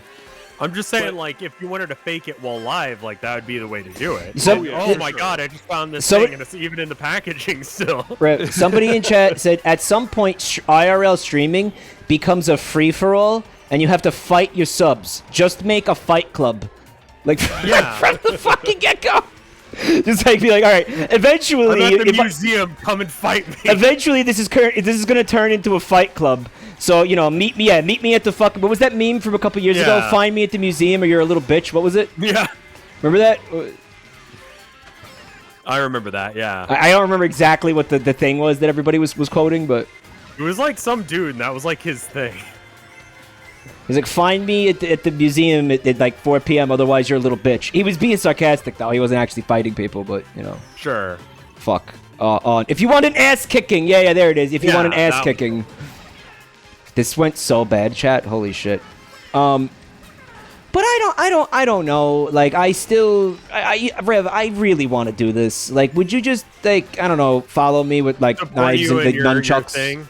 Yeah, just get nunchucks and like a gun and just like follow me Yeah, around I to mean, make like, sure if you nobody. had a gun and you tell chat, I have a gun, Yeah. and see what happens, like, you Yeah, know. look at the police on you. That's what'll happen. Yeah, well, you're not allowed to like walk around with a gun. Like, dude, I'm talking about doing this in Europe. Like, dude, Oh, they don't right, even let the Europe, cops. You're not allowed to have They, guns. they in don't even let Europe. the cops have guns. Like, I can't do that. Yeah. Like, Even the cop gets arrested. and then what happens when they? Yeah, what happens when they show up and then they have a fucking gun? Like, it's Well, just, yeah, I mean, then it becomes an arms race. yeah, like what the fuck? Bring Yeah, a then bigger gun. I'm gonna end up Carry like an walking AK. around with like a suitcase America! nuke. I'm gonna have a suitcase nuke, right? Yeah. A portable fucking strategic warhead. Here, please. Oh shit. But yeah, I mean, dude, I think like, what if here's one of my fucking ideas. Like, I legitimately have been thinking about this for fucking weeks. I get one of these backpacks, theoretically. I come down to Austin, Sure. Can I right? fist fight you? If you want, and then we go to like a fucking like a barbecue cook-off or something. Sure. I And mean, we I got just a gun. I fucking can bring it. we stream ourselves fucking like eating ribs till we pass out. I would even be down for like to saying like the conventional, the larger group aspects. I don't know. I would say to a certain degree they're more dangerous, right? How do you figure? They're more crowded people, right? All right. So Well, the your crowd of people. interaction- What about safety and numbers? And that's what I was going to say on the flip side. Yeah, safety in numbers, or I'm maybe gonna even go it's an now. exclusive event or whatever, paid to get in, sort of thing. Uh-huh. Yeah. But I mean, I mean, they could just Go to wait the outside. Like, I mean, or you're thinking they'll just wait outside, and when they see us walking out, they'll just fucking stab us. Like, I mean. I mean, Well, you know. yeah. Well, what do you do? What do you do at that point? You just say Just like, all right, we you know, might get stabbed. Like, just get ready for that. Like, what? I say maybe that it's- to myself every time I go metal detector. I might get stabbed. Yeah. Okay, let's put it on the list. But I went to recently. There was a indoor car show. I streamed that, and I mean, the only way I got away with that, not like being conspicuous or whatever, is like I held my phone like I was taking a video. Mm-hmm. I mean, it technically was, but it's better than having like the selfie stick or whatever. Well, are you talking about the people organizing the event who potentially might not want you It's possible, recording in yeah. there? Yeah. There's a possibility for that, or Sure. you might be like attracting. You might be attracting a group of people for whatever reason, like maybe they don't want like a big posse of people walking around, and like usually with IRL streamers that like to antagonize people. I hate that association, but it's fairly common. Where it's like, how so? Like it's carrying out a camera, they're like going up to people, not the other way around. Yeah, that I would not. You would not see me doing No, that. you Yeah, wouldn't. that's not Right. cool. Yeah. But that'd be like a risk if you did have like if you did happen to just find out like a bunch of fans just showed up or whatever, Fuck. and they want to follow you around. Yeah, that could happen. Yeah, and then you end up. That's what happens when like Vinny streams VR chat. Like he's like trying to look at shit, and then he ends up like surrounded by like dildos, and like like colostomy bag fucking like avatars that, and shit. but Like IRL. he's like, dude, I'm trying to stream. Like go away. And then you get that, but IRL. Yeah.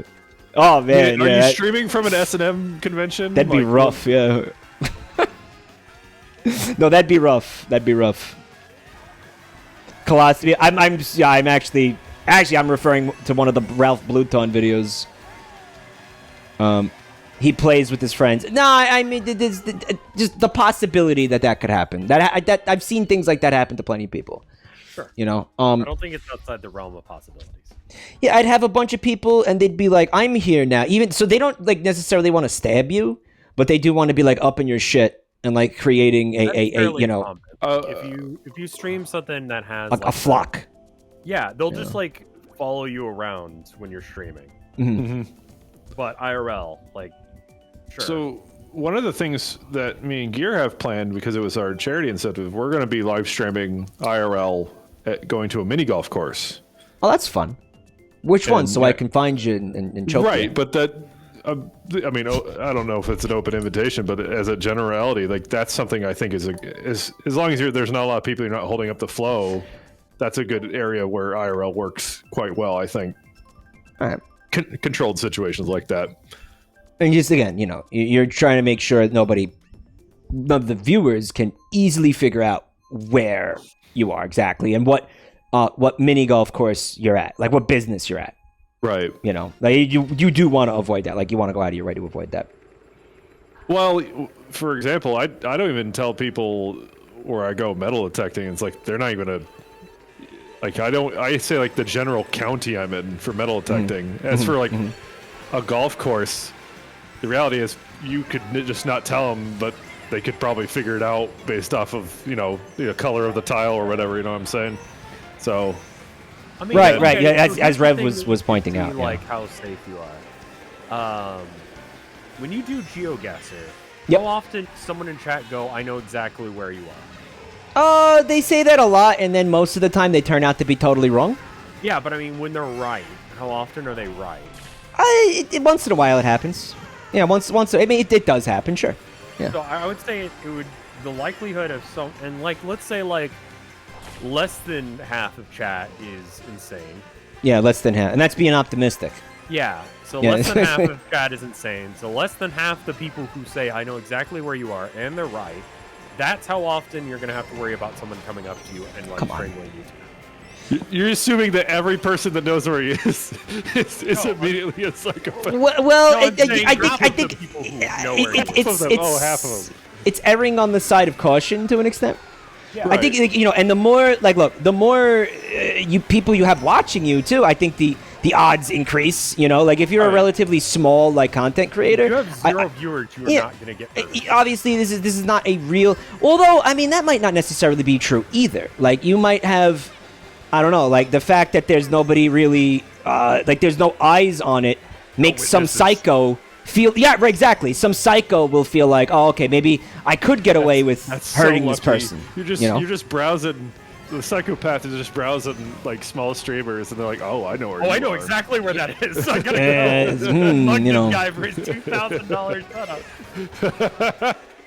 Talking about a very bizarre set of circumstances where a guy knows where it is, B, the streamer is small enough that no one's watching, but has $2,000 to spend on an IRL setup.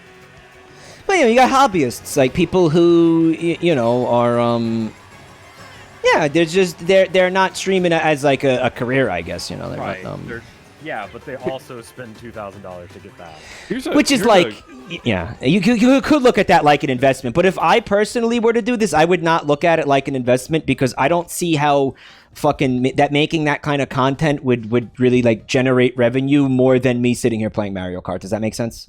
Yeah, no. It would just kind of be, in my mind, it would be something like, wow, I would get to travel, which I've done before. I would love to do again. I always enjoyed it. It's really fun for me. I enjoy traveling. I don't enjoy airports. I don't enjoy the actual traveling, but I enjoy being in new places. Let me put it that way. Sure. And to kind of have it be like, maybe, I don't know, like partially, I guess the word would be subsidized by an audience. That's kind of amazing, So would it's be a like business expense. that's great. And you I think that- sure you could write it off if you want to look that too. Yeah. I think it's definitely good for like, you know, Mike goes to like you kind of plan it out and you have a lot of structure to what you're doing. I would. Specifically, especially if you're going to stream it. If you're recording it, you're still planning it out, right? But even then, it might be enough to go, okay, the day before I do the stream, I'm going to go scope this place out to make sure I'm not breaking any rules or knowing where I want to go, all that sort of things. Preparedness does help lower that risk. Yeah, to an extent, maybe evaluating like escape options and stuff. Like have an escape plan. Where are the fire exits? Exactly. And just kind of, I mean, I think you do want to err on the side of caution. You do have to just realize, like, there are psychos, like there are people that just fucking hate you. Like that's a part of life, do they hate you enough to risk fucking jail time? Because if you're gonna fucking attack a streamer in broad daylight while he's live, you kind of you've made the decision that you're like, all right, we're going to jail. I think. So I think that the person. Real question, Mike, is: do you think you could outrun most of your chat? No, no, I don't. No. Can you beat them in a foot race? Here's something I want to real quickly address before I gotta go. So I guess what it really comes down to is if there's something cool enough and there's a risk to it, like at a certain point for you, it's totally like it's okay. Like even with the possible bodily harm here, the risk is worth it. This would be fun as hell. Yeah? I think so. Okay, so remember what you told me about skateboarding? Yeah. Just saying. Yeah. Mike, I told you were gonna get choked. Remember when I told you were gonna get choked and you didn't listen to me? Huh? Yeah. This is virtually no different than that. This is exactly the same situation. All right, look, I mean, there's a chance I don't get choked. There was no chance that you were not gonna fall off that skateboard. But you know what has happened? I've been getting a lot of sun, and it's fun as hell. Yeah. Fun as hell. I'm having a great time. That's like almost awesome. Every day I'm getting out and I'm skateboarding. I'm having a great time. I'm really happy that you're finding something that's like fun like that. It's also really like hard for a skateboard to choke you. So yeah. Not impossible though. Not impossible. If you try and swallow it, it would work. Oh, please don't hit me, please. Oh, thank you. But yeah, you know, I mean, there's just no way to prevent somebody from fucking finding you. I think the mini golf thing sounds like a lot of fun, by the way. I think that's a cool idea. That sounds cool as hell, yeah. I think where are we thinking, like, state-wise? I'm not telling you after that conversation. Oh, Either New So York anywhere, or, where can people find us? Yeah, it's either New York or one of the Carolinas. Well, how long are you planning on streaming? Because again, like you have to. Okay, the crazy person who wants to choke me is in the location. He's got enough time. Like if I'm going to stream more than 2, he's got to be within. Say you're going to do a 4-hour stream. He's got to be within 4 hours of the location. Right? Yeah. Like no. Even then, if you don't tell them like the day or the hour you're going, it's like especially if like they're trying to get you actively, you might have just bypassed them by sitting around. You could be mitigating risk, like going mini golfing. Oh, I thought he was going to be in New York. Now he's in Iowa. What the fuck? You could misdirect. Yeah, you can lie about where you're going to be. Like, you could bring a false set. It's like, it's your house in the background or whatever, or your webcam. Not it's turn. Like, bullshit. I'm in Italy. Yeah. Oops. So in the chat, Intentionally dox yourself incorrectly before the stream. And be like, I'm going to the museum soon. And in the background, there's the Eiffel Tower or whatever. So I know where he's going to be. In Italy. So in the chat said stream on a 1-hour delay. Well, it's not streaming at that point. It's not even streaming at that point. Stream with, it's like I'll respond to your chat in an hour. Yeah, see you in an hour. And you could lie or just don't give them the opportunity to plan for it and don't give them enough time. Keep them on their on their fucking toes. I like how convinced we are that because if you were just to jump into this, like if you were to just jump into this conversation, it's like honestly from the beginning of it, like forget jumping into it, you would think, holy fucking shit, these people are convinced that there are legions of people trying to murder them. Well, okay. To be clear, I could probably name like 3 people that would actively want to harm me. Okay. You know? And are insane enough to pull it off. Yeah, but you have fucking thousands of people who watch you. Exactly. Dude. Yeah. Like and so the more than likely thing that would happen is it's not going to happen. Yeah, I mean, like you got to look at statistically. It's risk management, right? Exactly. That's why we're a help. I think that. I don't know. I think again, the thing that really holds me back is not even the fear of murder. It's more the financial limit, because you've seen how expensive this shit is. You've seen how, that's fucking shit. crazy. That is regardless.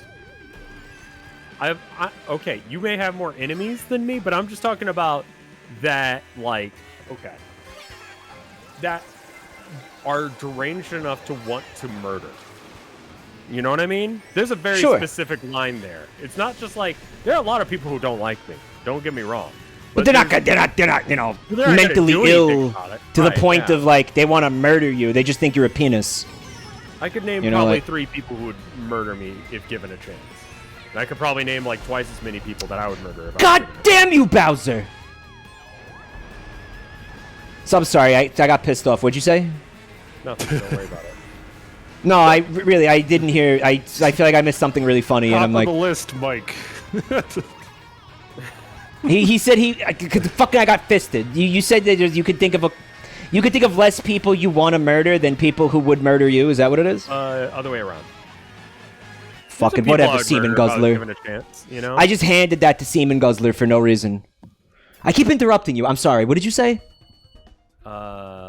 I have concern on how Twitches have.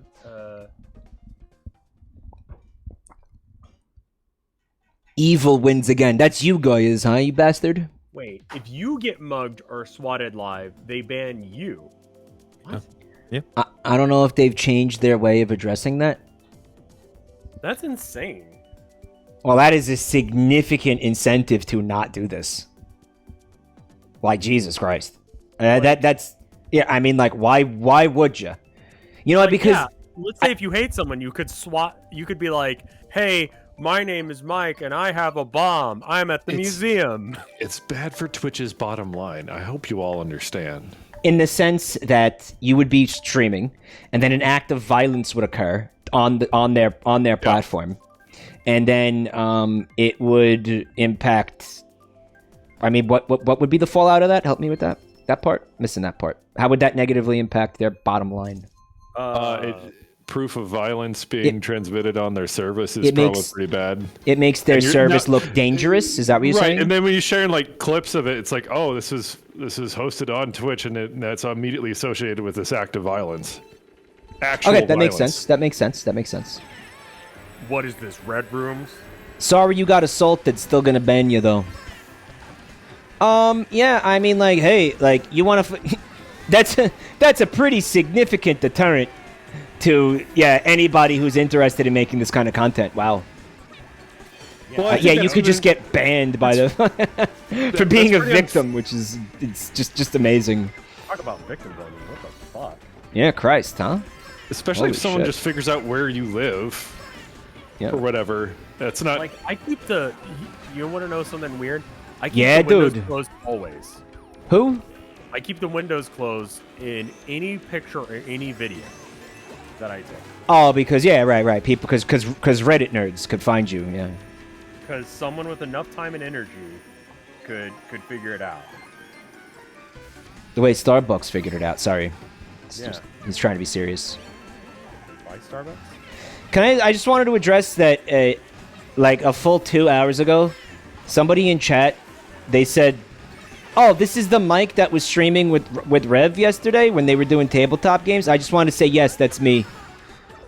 Their name was like Tunnel Snake. Snaky Drake. Yeah, that's me, buddy. Hey, thanks for watching. I just felt like saying hi and I never got to, so I'm saying hi now. Thank you for coming tonight. And thank all of you for coming tonight. And thank you for helping us get to $35,000? $35,711. Guys, you're beautiful. Thank you. Very good. Mountain Dew is in chat, and they're saying this man needs Xanax. They're saying you need Xanax, Rev. What do you think? Oh God, yeah, no, I already take anti-anxiety, antidepressant shit, but You need more. He's look, like, I readily admit that I do. Yeah. it's okay. So like, paranoia is when people are out. You think that people are out to get you, but they're not. I'm not paranoid. People are out to get you, right? Yeah, there are people who are out to get me, So, yeah, Fucking nice. Moving to a bunker soon. I mean, I don't go to that extreme. I'm just talking about, like, if I'm going to, like, tell you guys where I am, like, it better be an open event, Yeah, I mean, that's fair, but, I'm... TMG, I'm like, hey, I'm going to be here. And I guess, literally, like, I'll tell people months in advance that I'm going to TMG and people don't show up and murder me.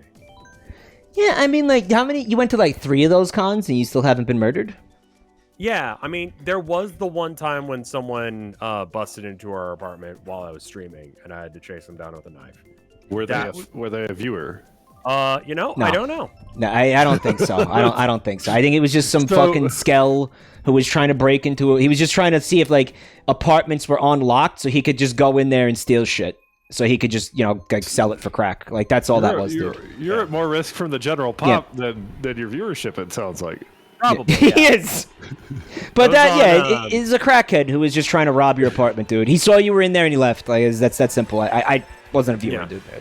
Yeah, no, it wasn't a viewer, but, like, someone did mention it. I mean, hey, I don't know 100%.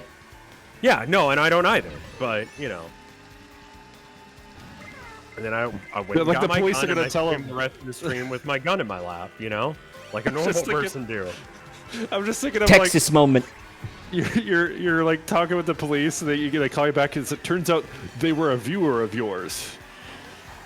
Their username was so and so. Motherfucker. You think the police are going to give you that information? No. Like, I mean, I didn't call the cops because I don't, like, Right. I end you if you cause me problems. Like, he doesn't call the cops. Yeah, no, he is the law, basically. Right. Yeah, that's Texas law. You Texas, Texas moment. Yeah, if you show up and you're gonna pull some shit, expect to die. Like, no cap. Don't pull shit with me.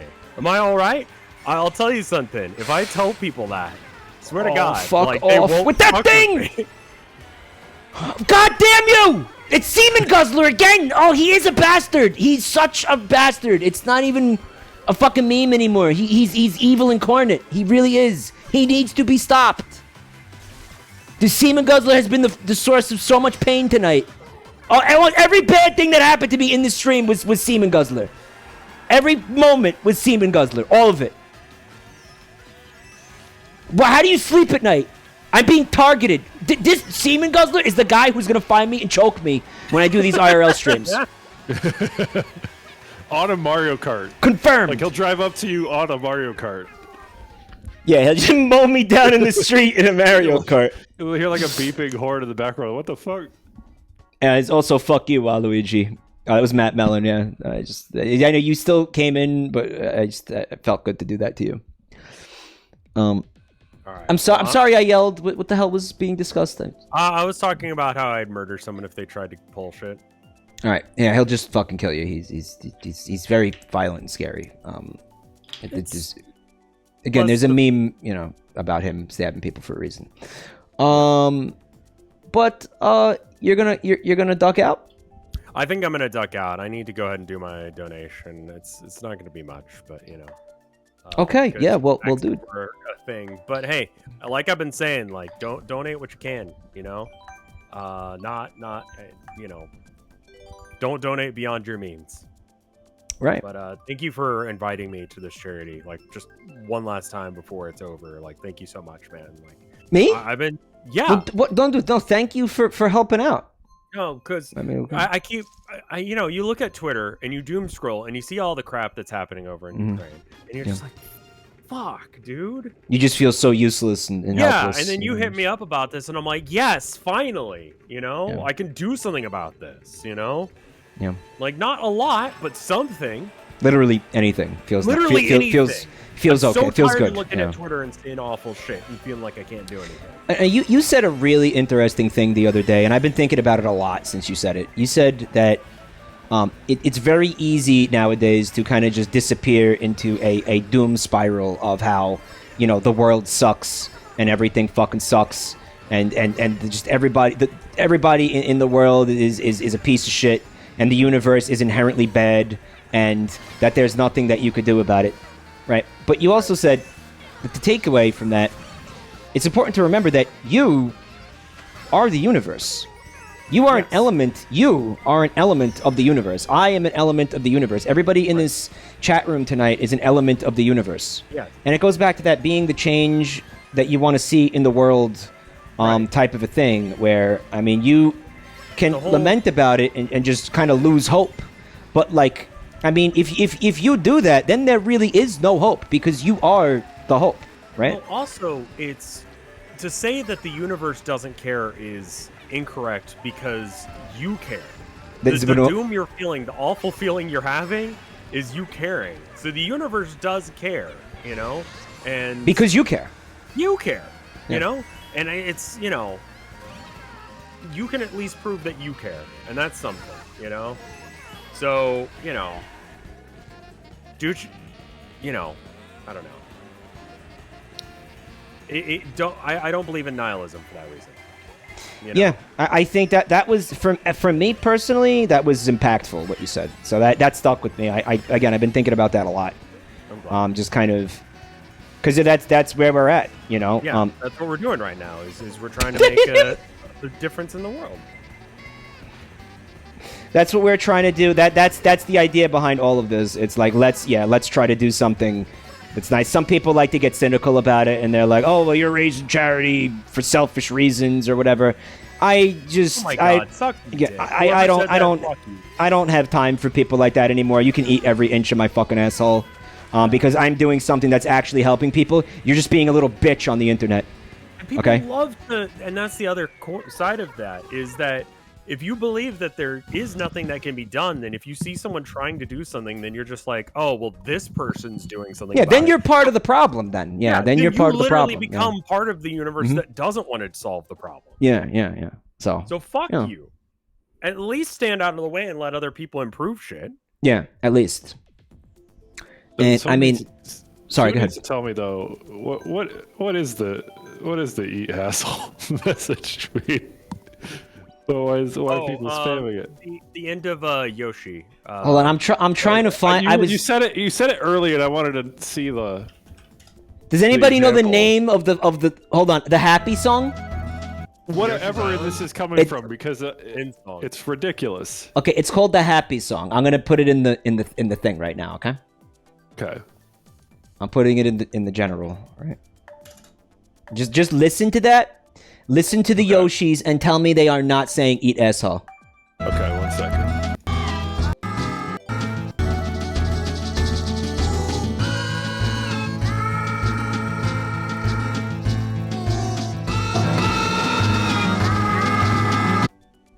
Why is it doubled? I accidentally typed it in through mine, sorry. Yeah, you're right. No, you're right. You will never unhear that now. I just won't hear it again. and so I streamed this game, and you know, obviously this came up, and chat was like, they were putting, you know, they were putting eat asshole in the chat, but they were bookending it with those limes emotes of the little dancing ferret, because like it's just so perfect. It's just such a perfect emote. Like Limes has you know talked about why she loves the emote and why it's such a consummate emote, right? For me, it's about the idea that you can use it sarcastically as much as you could use it genuinely, right? Right. Like, I feel like in this instance, it's being used sarcastically because those little fellas are just so adorable and pure. Just like the song itself kind of feels that way. But, they're saying eat asshole. So it just kind of really... utility of the emote. Yeah. That's the meme, I think. That's the appeal of it for me, anyway. I appreciate it. No, I also appreciate the explanation and the content there and history and all that. Listen, we're around these parts, we are fucking proud of our memes and our bullshit. That is our history. That is our culture. That's our heritage. That's our fucking, we were here. You know what I mean? Like shit like that. So we are fiercely proud of that shit. Okay, and we will give you you want to know the story? We're gonna give you the story. You know what I mean? We're gonna tell you. It's the cave drawings of the modern age. It really is. It is. Yeah. It is, dude. Yeah. Thank you so much for inviting me. Eat asshole. Bye. Oh shit! Oh, he's leaving. Oh, yeah. Dude. Have a good night. Thank you for helping out, man. And thank you for doing this, man. I'll see you around. Yeah, I'll see you later, bud. He's a swell guy. Isn't he a swell guy? That guy? Isn't he a swell fella? A month ago, you were saying that the memes had to stop. Just... Shut up, okay? Shush.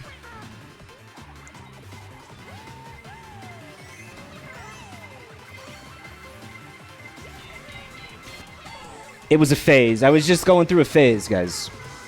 Don't worry about it. And what I was specifically lamenting, by the way, is I was lamenting the... Well, that was dirty. Well, I think he still made it over the finish line first. But I was lamenting the idea that... Specifically, we had a bunch of inside jokes. And then you had people... Potentially newcomers to the stream... Who had no idea what the fuck we were talking about. We just all looked like a bunch of lunatics and assholes. You need a wiki. Yeah. It's not accessible to people. That's what concerned me specifically. Not that I had a problem with the memes, but that it was making the content less accessible to people. I think that makes sense, right? Yeah. No, I totally understand. You just start spouting stuff, and you see everybody spouting one thing. What's going on here? Is this a cult? Yeah, why you also eat asshole? Yeah, I don't understand. It's bizarre, or it's like, they're spamming an emote that says penis in like rainbow colors, and they're screaming "cum." They're just screaming at the streamer the word "cum" in all caps. Like, I'm gonna leave. I think 90% of people that see that are gonna be like, "I'm out." Like, well, you're suggesting then that chat act in a way that allows for easier indoctrination. Of other people that go into this. You think so? Yeah, I think it's a hard sell. Chat needs to like basically gaslight new viewers into thinking it's normal. Right? I think this channel is a hard fucking sell. Personally, like I for a lot of people, I think it is, because it's like, look what is, and then I'm not saying that I'm not a part of this. I know I'm 99% of the problem. That's not lost on me. It's the things I talk about, the comments that I make. There's something wrong with me, okay? And I'm sorry. All right, I am. But we can't pretend that chat doesn't have some culpability in that, all right? Yes, you're a part of this. You're a big part of this. Like Gwen's stool funny. Let's not do that.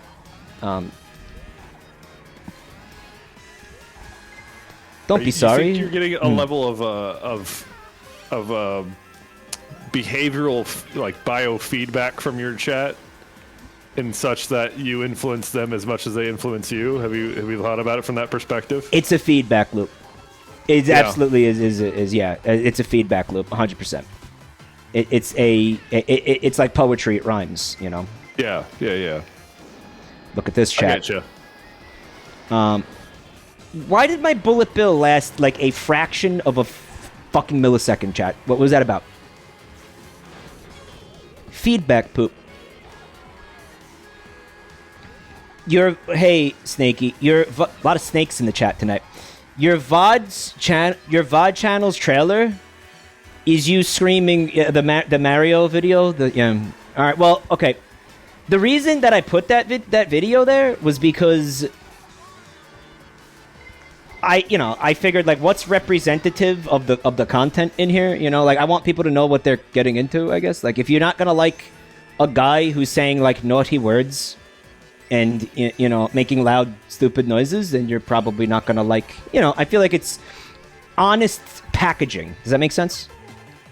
I feel like that's ethically correct to have honest packaging. You want right? chat to judge this book by the cover with that video. I think that's for the best. Don't you think that's for the best? Yeah. Actually, the VOD channel trailer is the prostitute's anthem from Tamagotchi Life, which I think is actually a better representation than the Mario song. The Mario song is the highlight channel, if I'm not mistaken. Right?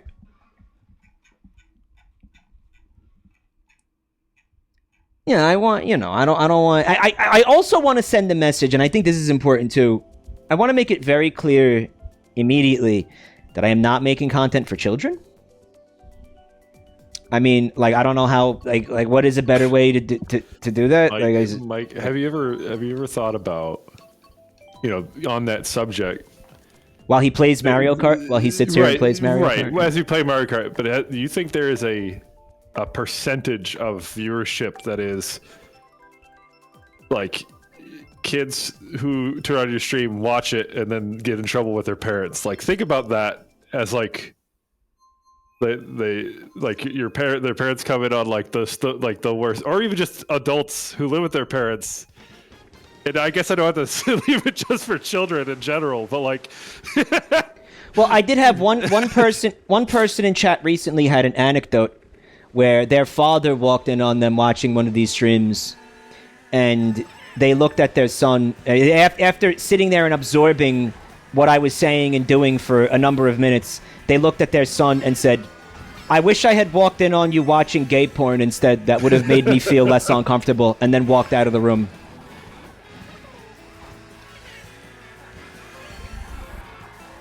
Now, that was an anecdote. Anecdotes aren't rock solid, right? I think it's safe to say, though, that there is a percentage of your viewership who has been possibly antagonized by an elder or just someone else for your content, right? I know that it's been the case, right? Well, you have some people who make the deliberate choice to watch this with their grandma, like Unknown Autistico in the chat. Think about how many grandmas watch you, right? I mean, I've been very clear about this, that I don't think it's right to watch this with your grandma, because okay, let me put it this way. I am a person who respects my elders, okay? And I believe very strongly in that. Like, maybe that's an old boomer thing, and you think that that's bullshit, but I'm here to tell you that that is a value that I have, that I'm going to my grave with that. I respect my fucking elders. And I don't think it's respectful to subject elders to the shit that I'm doing on this channel. So if you are subjecting your elders to the shit that I'm doing on this channel, then you are disrespecting your elders, and vicariously, I am disrespecting these elders, which makes me very unhappy. Okay, don't make your grandma listen to this shit, okay? Mike, I was told this is a GILF-friendly stream. If your grandma is younger than me, then fine. But that'd be very difficult to pull off without time travel. Okay? So, and I doubt you have time travel going on, right? So if your grandmother... I don't know. This is a case-by-case thing. Maybe she would like it, all right? If you genuinely think that she would like this, then I don't have a problem with that. All right, but if you know that she's obviously not going to like this, then please do not subject them to this, because you are disrespecting my wishes. Okay? I think you're in no position to say who or what will like your content there, Mike. I mean, listen, that's like, not in your control. It's in the eye of the beholder, right? Or death of the author is what you're saying, right? Death of the author. You're gonna put like a instead of T for teen rating, you're gonna put like an E for no elderly, like G for granny. G for granny. Right. Gatekeeping grandmas. No, I just don't want that. I don't know. It's like if you tell me that like an elderly woman or an elder man or somebody is listening to this, that's going to be embarrassing to me. That's gonna cause some like do you want consternation to know the honest for me. opinion of a person of age and what they think of your content? Like, is that I'm talking of a senior? Yeah, like just like someone over like 60.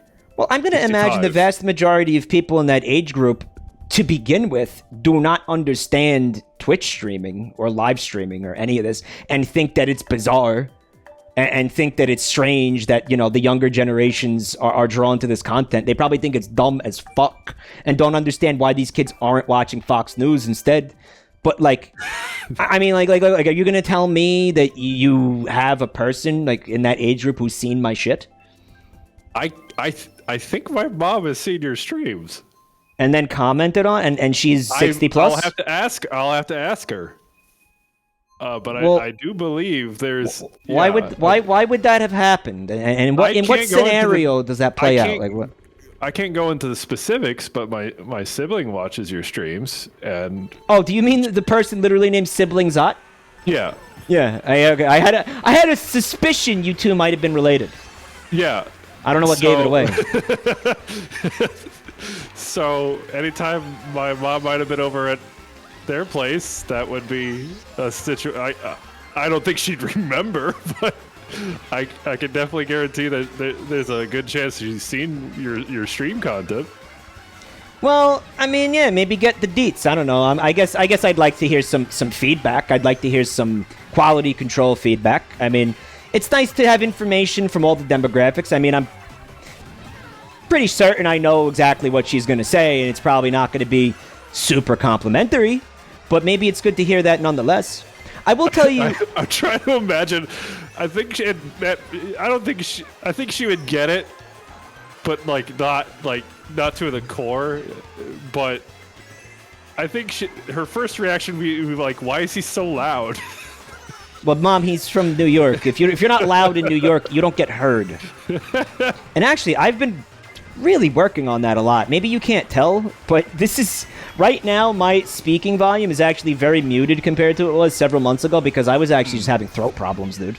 Like I literally couldn't speak. I was getting like legitimate voice failure. I was losing my voice completely to the point, right? Actual like moist laryngitis or whatever you said yesterday. Yeah, where like I literally just I couldn't do this for like days at a time because my throat was just completely out of commission.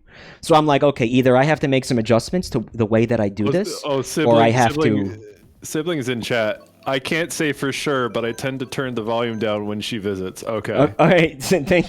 What's up, by the way? Good to see you tonight. But yeah, I mean that's. I wanted to say this too. The way that I feel about, like they say people under 18 watching this content is that I don't like it. I don't want it to be happening because of the language that I use and the things that I talk about. I don't think are inappropriate, are appropriate for that age group. However, we have to be realistic and imagine that it's going to happen to an extent. Come on with Baby Park, please. But there's a chance that stop, guys. Think about the connections. Like, let's say a kid's in like high school or middle school. They're watching you in class on their phone, right? And then the teacher confiscates the phone. And now you have like new viewers under the chat. Principal. Well, I'm gonna put it to you this way, right? Okay, now I use a lot of. This more applies to the foul language than it does the discussion of like horse dildos or whatever dumb shit we're gonna be talking about. But like, in a sense, I don't have to tell you, somebody who's from the rural Midwest, what a fucking unnecessary moral panic fucking looks like. All right. Right. But like, all right, and maybe this is gonna sound a little bit fucking conceited. And maybe this is going to sound a little bit like I'm going to come off like a little bit of a fucking asshole and a prick and maybe even like a little narcissistic when I say this, but I actually do believe this. I'm a person of quality fucking moral fiber and moral character. And if a fucking young person is watching my content, they are going to get some good life values from me. And I thoroughly believe that. And if you disagree with that, suck my dick. Yeah. No, I fucking mean that. I mean that. Like, if a fucking young person is going to watch me, despite, you know, being told that they can't, or, you know, being told, like, okay, this is content that's meant for an 18-plus fucking audience, and they still watch it, at the very least, if that kid is really paying attention to what I'm saying, they are going to walk away with me having given them a positive impact on how to operate as a decent human being on this planet in the proximity of other human beings. I believe that. Sorry. I just do. You think you have a way, you know, you say, and I think that's a good standing to have, right? At the very least, regardless of the content, you know, like the dick jokes or whatever, what you're saying is, like, regardless of that, there's a level of understanding and self-awareness that you can employ to people. And I think I agree with that. I think the heart... Sorry, go ahead. But to the larger aspect, but do you think in your content, that's not your target, that's just how you exude yourself as an entertainer, right? That's not your intent. I mean, like, in a lot of ways, I mean, it sounds silly to think, like, all right, well, when you do a live broadcast like this, you're not deliberately trying to entertain, because I am. But in a lot of ways, the medium of live streaming and the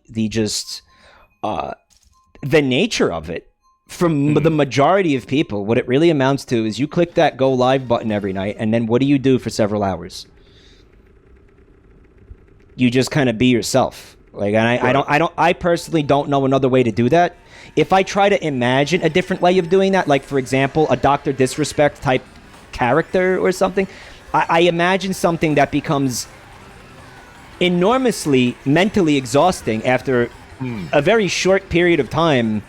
I imagine something that is just, you know, not feasible for me. For me personally, it is not feasible. And I think a part of what attracts a lot of Twitch audiences, a lot of viewers on Twitch, what attracts them specifically to live streaming personalities is they see somebody kind of is acting genuine, not putting on some kind of act, not putting on some kind of fucking airs or pretending to be something that they're not. They will just see somebody who's there trying to have a good time with a bunch of people on the internet. That resonates with them. They're like, I like that content. That's the type of thing that I want to watch. I think that explains the success of Twitch in general. I'm not talking about myself at this point anymore. I'm talking about the medium at this point. So right, yeah. I think what you're talking about is, like, as a viewer, viewers like to think that they're watching someone who is quote unquote being genuine, right? I think so. Yeah. Right, but at the same time, and you can see this in all forms of media that people ingest, it's justice. Like, so some people, like, the whole point is being like this sort of fake genuine, or even worse, just a lot of like viewers toxic positivity type shit. Not, I mean, that's included in the package, but like, do you think young people, at least in this day and age, with all the sources of media, are they getting enough exposure to people being, like, genuine and honest, or are they getting a lot of people who are putting on, like, I'm really focusing on TikToks where it's that's what I was gonna. Okay, you are going more towards the area of, I would say, Instagram, TikTok, right. Probably even Facebook to a large extent, which, you know, young people aren't really using though at this point. But in fact, I love watching that company just slowly fucking tank. It brings me great mirth. I am not a Sweet Baby Ray's fanboy. Let me put it to you that way. But the point being, the point that you're trying to make. Fuck you, Seaman Guzzler. Okay, that wasn't the point. That wasn't the point you were trying to make. That was not the point that you were trying to make. The point that you were trying to make is that there is some corrupting influence, and you have a lot of, you know, Instagram especially is notorious for representing a false reality, right? Like, but an alternate universe. A lot of streamers, right? like you said, Dr. Disrespect. there's a lot of streamers that don't put on a character that are streaming through their teeth, right? I mean, I'm not saying it doesn't happen, but I'm saying Twitch compared to those other platforms is you are going to find people who are just kind of clicking go live and being like, here it is, this is who I am, take it or leave it. That's all I ever fucking did. You know, I think that's all you ever did. That's all Rev ever did. Gear. Am I wrong? I don't know. I put on my best corporate face every time I turn on my stream. Is okay. Well, Yeah. Well, you have a make military sure background, so I don't think you can help that to an extent. Like you've got to appear proper, or you get like. I can. You know. Well, not even that much. You're right, though. My military background, in essence, it allows me to. I don't know how to explain. Switch to a professional mode. Yeah, professional mode, sure. I just kind of don't have one. I think so. Listen, let me put it this way: before I started streaming on Twitch, I pretty much got fired from every job I ever had because I did not have the ability to fucking smile while being mistreated. I didn't have the ability to, like, if somebody came at me and gave me fucking shit, I was going right back at them, including superiors, and that was a big problem for me, and it made me figure out, like, pretty early on, if I'm gonna like be okay in this world, I'm gonna have to find a way to be self-employed because I can't I can't suffer morons. I cannot suffer morons. So I think that this type of role kind of, you know, was suited to that for me. Like when I kind of realized what Twitch streaming could be, that was something that made me kind of want to go a little bit harder at it because it was like that represents that possibility for me, right? To kind of be, I guess in some ways, like a business owner or like a self-employed person, you know, where like I am my own boss because I knew that I was never going to be happy. I was going to have a very, very hard life, like if I had to answer to other people like that. It puts a little bit more agency on your behalf anyways. So you're not relying on the systems of like a corporate environment or whatever to ensure your own safety or whatever. Sure, yeah. And that has to do with a lot of it, like you say, authority, but even just being able to fit within a system of a regimented system of whatever. You know, can you follow on that, or do you have difficulty? Do you need to have something different going on every day? That could be a difficulty, not just for people that have a problem with supervisors, but just being able to find work in general. What you're finding is because you get bored, like you get bored, or you get. You know, I mean, I don't know if it's like an ADHD thing or like a spectrum thing, because, you know, I have that going on to an extent. But like, just being fucking bored and needing constant stimulation and variety in that stimulation. You know what I'm saying? Like, if you work at a fucking corporation, you're in an office every day. That's gonna, I don't know. I think about that, and I personally get super depressed when I think about that. Sure, you know, but the reality is, it's like the average suit doesn't fit. It doesn't fit most people, right? We're creating these averages on. Look who it was. It was Seaman Guzzler again. Go ahead. Sorry, bud. Like, there's an assumption that there's like a corporate environment for everyone or a job for everyone, but in reality, it's like they really have to make it work towards people who can tolerate some level of something. But I would argue that a lot of people are to the detriment of whatever society or system they're in. Like, maybe that type of work, they feel like they're being forced into it, but it does not work with them like on a fundamental level. I think you're getting into an area where you're talking about like fundamental issues with like capitalism at this point. Almost. To a point. You're like skirting that. You're skirting that edge of that, right? We exist in a society. You know? I would argue I'm talking about this from the human resources perspective more than anything.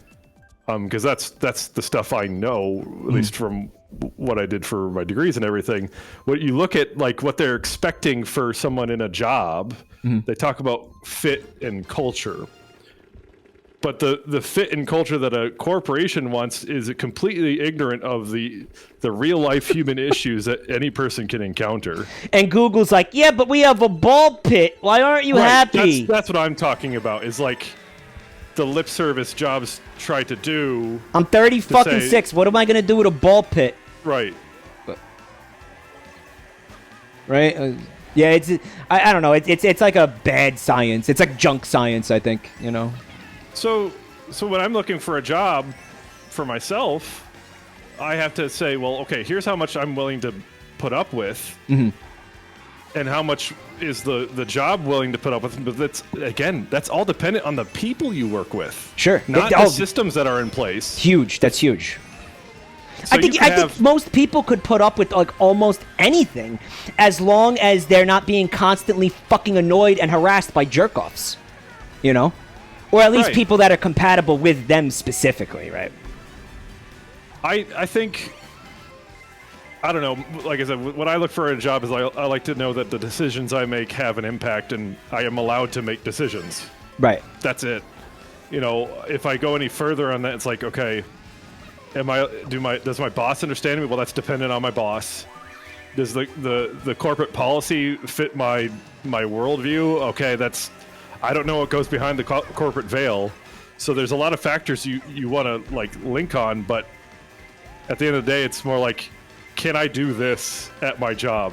Okay, fine. I'll take the job. I'll tell you one thing that was very difficult for me at many of the jobs that I worked was watching dumbass fucking business owners sabotage their own businesses with moronic decisions, and I was basically powerless to stop it. And I had to carry out demands and responsibilities that I knew that were not only detrimental to his business, but also to my long-term livelihood as an employee of that business. That was something that I fucking could not stand.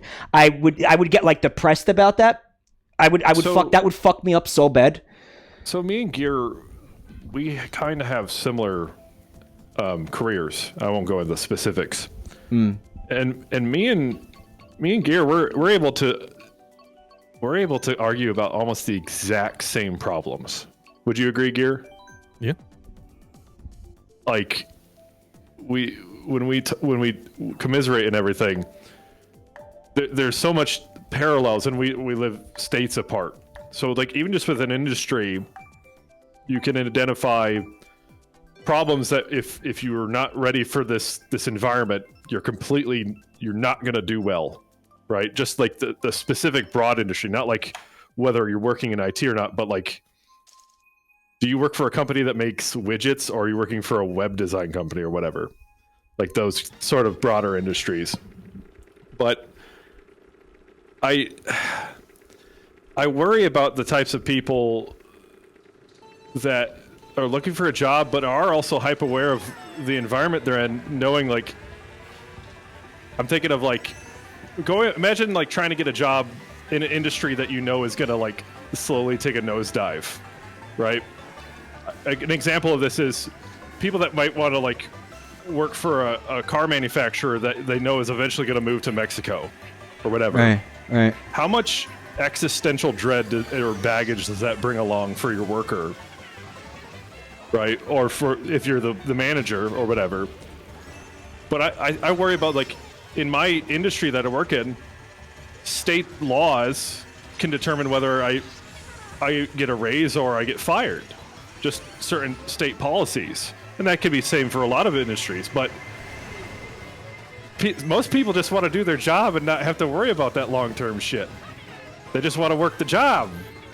I think if you're gonna go through life worried about that, then you like don't work. Like go in the woods and eat berries, because inevitably, like, and I'm sorry to say it, to be like a doomer about this, but like, companies don't give a fuck about you, and that's just how it is. Like they will move. Like you just kind of gotta. I think the modern worker in this economy just has to fucking deal with that. You just have to deal with that sword of Damocles hanging over your head all the time. That's just part of modern life. I don't know how else. That sucks, but I don't know what else to fucking say about it, except come, because I know that chat's gonna enjoy that. Understand that you do have power as an employee, in the fact that be willing and able and agile to leave at a moment's notice. Yeah.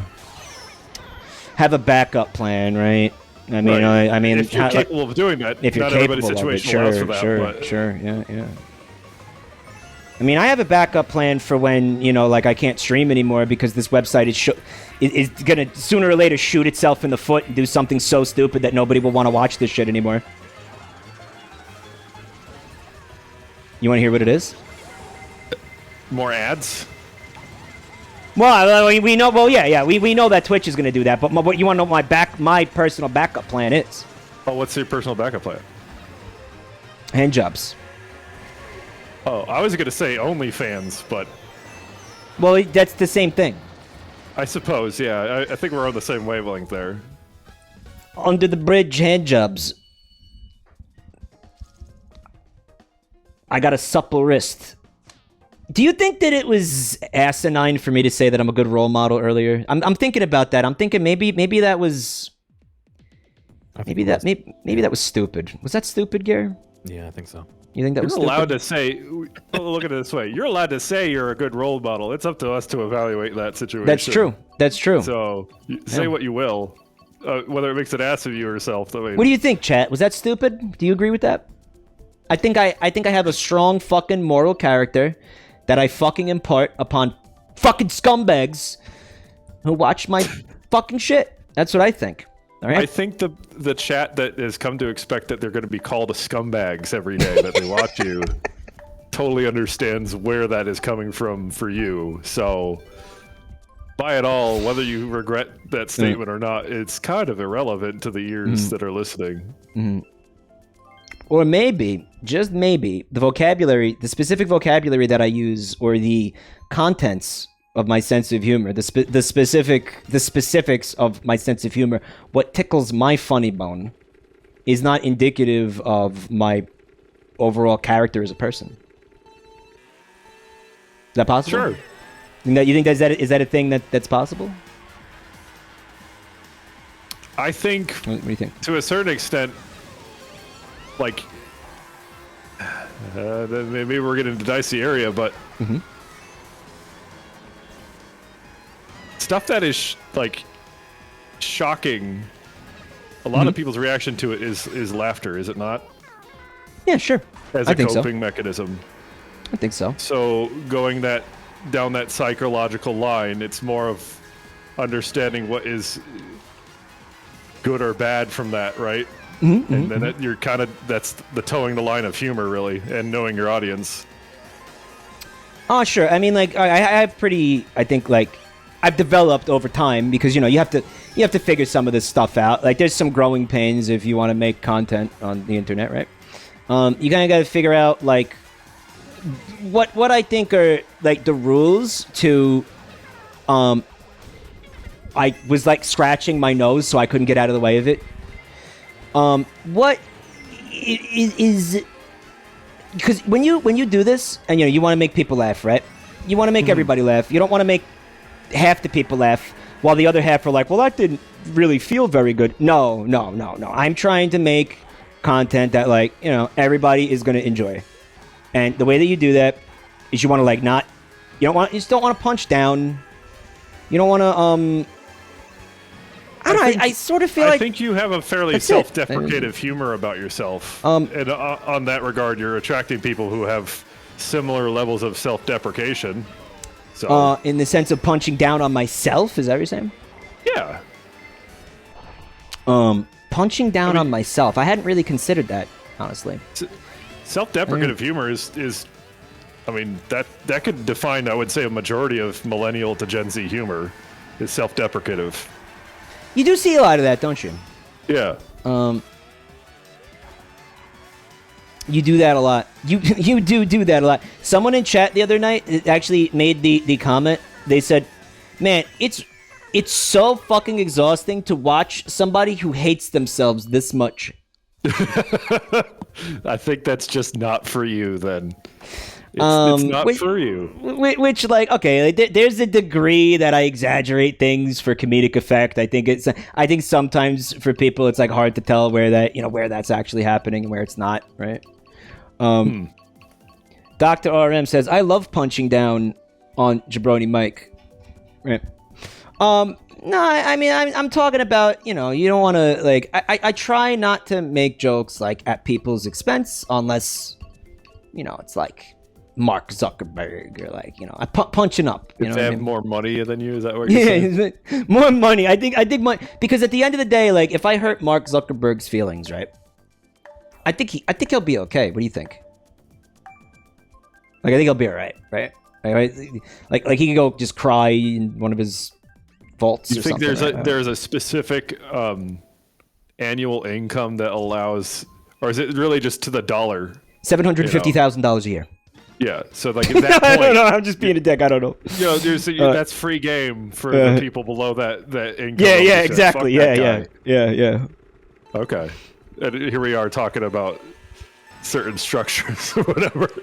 I mean, don't capitalism or otherwise. right. Yeah. But don't forget that Mark Zuckerberg, as a very specific example, you know, doesn't have feelings because you know, his medulla oblongata is not evolved enough for that.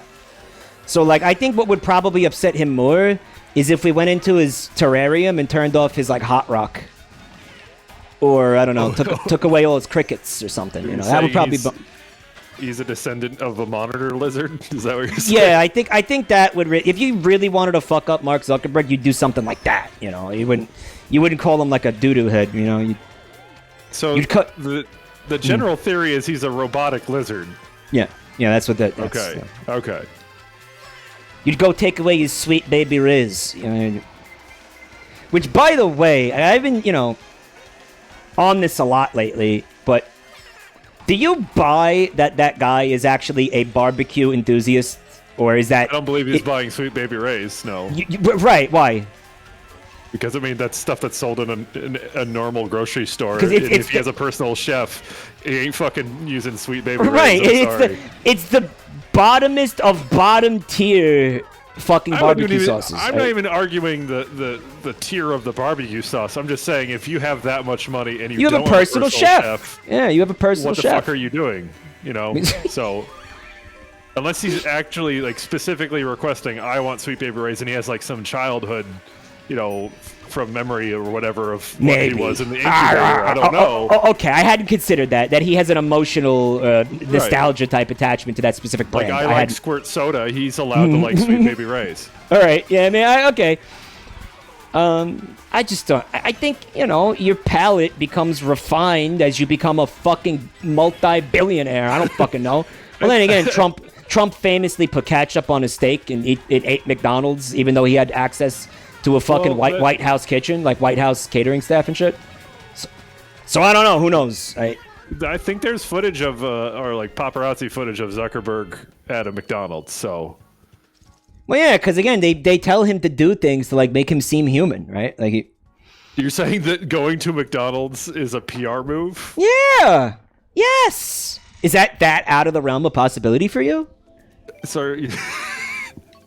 I guess it's not. Definitely not out of the realm of possibility. No, but that's he's trying to fucking, it's you know, so specific. Find ground with the common plebeian, you know, like. I mean, it's the option: give money to charities, or go to McDonald's and make sure paparazzi fucking see me.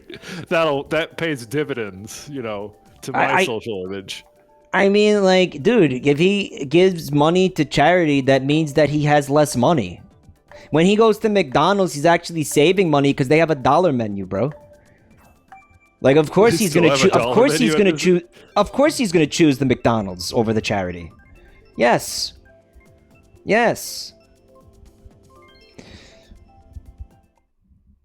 If the King or Ronald McDonald got in a fight, who would win? Who was your money on?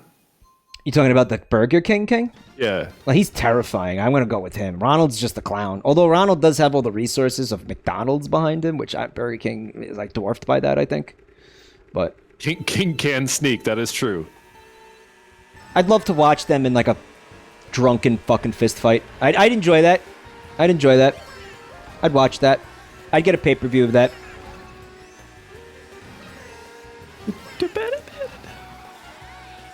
They're closing the 2 Burger Kings in our town. That was the news on our newspaper. That's what goes down in our town. Hey, you know what, dude? No news is good fucking news. That's what I've learned. Okay, if that's if that's what your town has going on, you're blessed. Okay, You wanna find out what happened on the fucking like Brooklyn subway last night? The answer is no. You don't. You really don't. Right? That's an experience I don't have. Like, where it's like your news could just be like a block or whatever, just of activity. Whereas like the population of my city is like, when there's no students in town, it's like 33,000. Yeah, you got nothing going on. It's nice. That's a good thing, dude. I mean it has its own challenges. It has its own. It's different, but it's got its virtues. Is what I'm trying to say. You know. Would you do the cottage core life and just stream? Would you do that, or you like where you're at? Would you go like to Switzerland? Cottage core, you know what that is? I do, but what are you asking me specifically about it? Would you do the cottage core life? Like, period. Would you like do the that? entire lifestyle of cottagecore? Maybe not the full, like making your own butter type of shit, but like, Yeah, well, what does this entail exactly? Yeah. I suppose it entails like having goats and like animals, owls. livestock seems like a lot of work to me. No, I wouldn't do that. Describing being Amish. Yeah. No, livestock seems hard. Like, dude, I kill plants if I have a plant. Like, I'm gonna have a fucking sheep. No, it's not gonna happen. Not for me. And then they smell, and you got to take care of them, and I'll fuck it up. I fuck up everything, you know. It's not gonna do that. I don't know if that's exactly what cottagecore is about. I think it is more of like the aesthetic of the cottage. Everything. If you're asking me if I want to go to Switzerland and do a Twitch stream, then hell yes. Yeah, I do. I want to go to Bern. I'd love to go to Switzerland. Oh, you're a Bernie bro, huh? No, I hear it's if you're really saying cool. Everyone from Bern, Switzerland is a Bernie bro. Yeah, I don't know. It was just a bad joke. No, yeah. I hear that's a cool place. Are you into skiing? I haven't done enough to say I'm into it. You know what I mean? That's kind of what they do there, right? Like that's. I mean, like that's what you do in that country, right? Sure.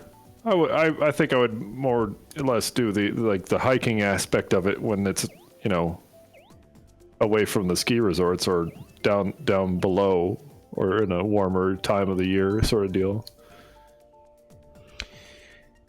I see skiing and I immediately see people strapping on the skis and I feel my ankles snapping and the broken bone poking through my skin. I just have to look at it and I feel that.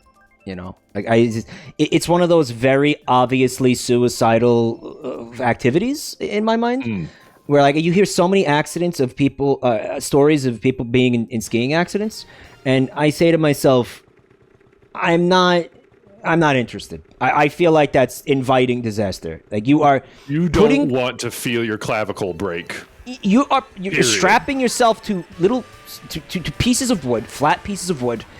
And then just say, here we go, gravity, do your worst. You know, like, no, that's not for me. I wouldn't, personally. But. So on your risk aversion chart, you have IRL streaming kind of in a decision-making area, but skiing definitely no. Yeah. I feel like there's less risk with yes. Okay. Just making sure. But maybe... I mean, you could go skiing IRL and just compound risk. I was going to say... Maybe if it's for the content, then I'll snap a couple rips. Fuck it, you know. But just to do it on my own, nah, right? There's gotta be viewers seeing that shit. I wonder if Twitch would ban my channel for that, right? Fuck, getting in a ski accident. Right? Copyright strike for ankles breaking noise. You crashed into a tree like fucking Sonny Bono. We're taking down your Twitch account. You're banned from Twitch now. Oh, it was an accident. And... I'm sorry, I didn't mean to put myself into a fucking coma. Twitch, please don't ban my account, please. Anime said too soon. Sorry. I'm still trying to figure out like what kind of jokes are okay to make, you know? 7 years later. Because again, genuinely, I don't want to make anybody feel bad. Like, I don't want to make anybody feel poop. Like, if I end the stream and then a bunch of people are feeling like poop afterwards because I said something that made them fucking feel bad, then I feel like a dick. dude, this even goes back to we were talking about crypto earlier tonight, and I was like, man, this whole like bashing on people who are involved with crypto is starting to fucking feel kind of bad, because like the odds that there are people watching this right now who are like involved with crypto is 100%. Yeah. I'm gonna sit here and fucking be like, hey, crypto bros are so dumb. Like, that's not right, dude. Come on, I you know? don't think like, you're really attacking so much. I mean, if you're attacking crypto bros, that's on your own thing. But at the same time, I feel like a lot of it is attacking the concept of crypto. Or, yeah, that's what sure. There's a line there, but I think maybe some people don't see it, you know. But it is strange that they use crypto bros and not cryptids.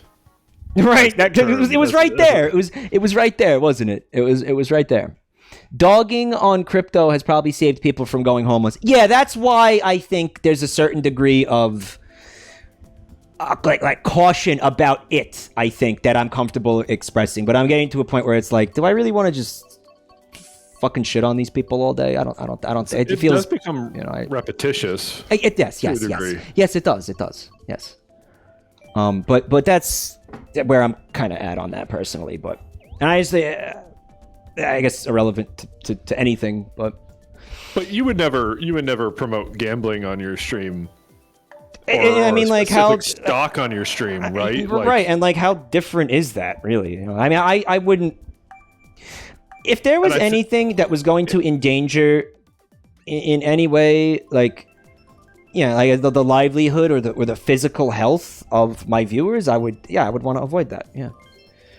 So I don't think people would be surprised, like, oh, Meta stock went down. All those shareholders. I mean, the guideline is, I see it. If the crypto wants to be taken seriously, it has to be open to all the criticism that every other financial object gets. Yeah, right? Of course. Yeah, that's true. Hey, that's a really good point. That's a really, really, really, really good point about it. Yeah. But again, there's a difference between criticizing it as an institution or criticizing it as a financial asset, which is what it wants to be, versus being like, oh, you bought a monkey JPEG, you're stupid and dumbass, like, even if they are, maybe we don't have to say it to their fucking face all the time, like. Are you in areas where you actually do see crypto billboards? I've never seen any. I've seen there's one that I know of on the BQE that I see sometimes. Yeah. Okay. All Chat says yes, we do. I'm telling you about how I feel about it. You're free to feel however the fuck you want. And I think that, it's... If some of you want to fucking listen to what I'm saying and respect it and fucking respect my wishes about it, that might be nice, but I can't control you, so there's that, alright? That's what I'm trying to say, okay? Just putting that out there. If anybody is interested in how I feel or what I think, might be nice, right? But Mike is insecure. What do you about what?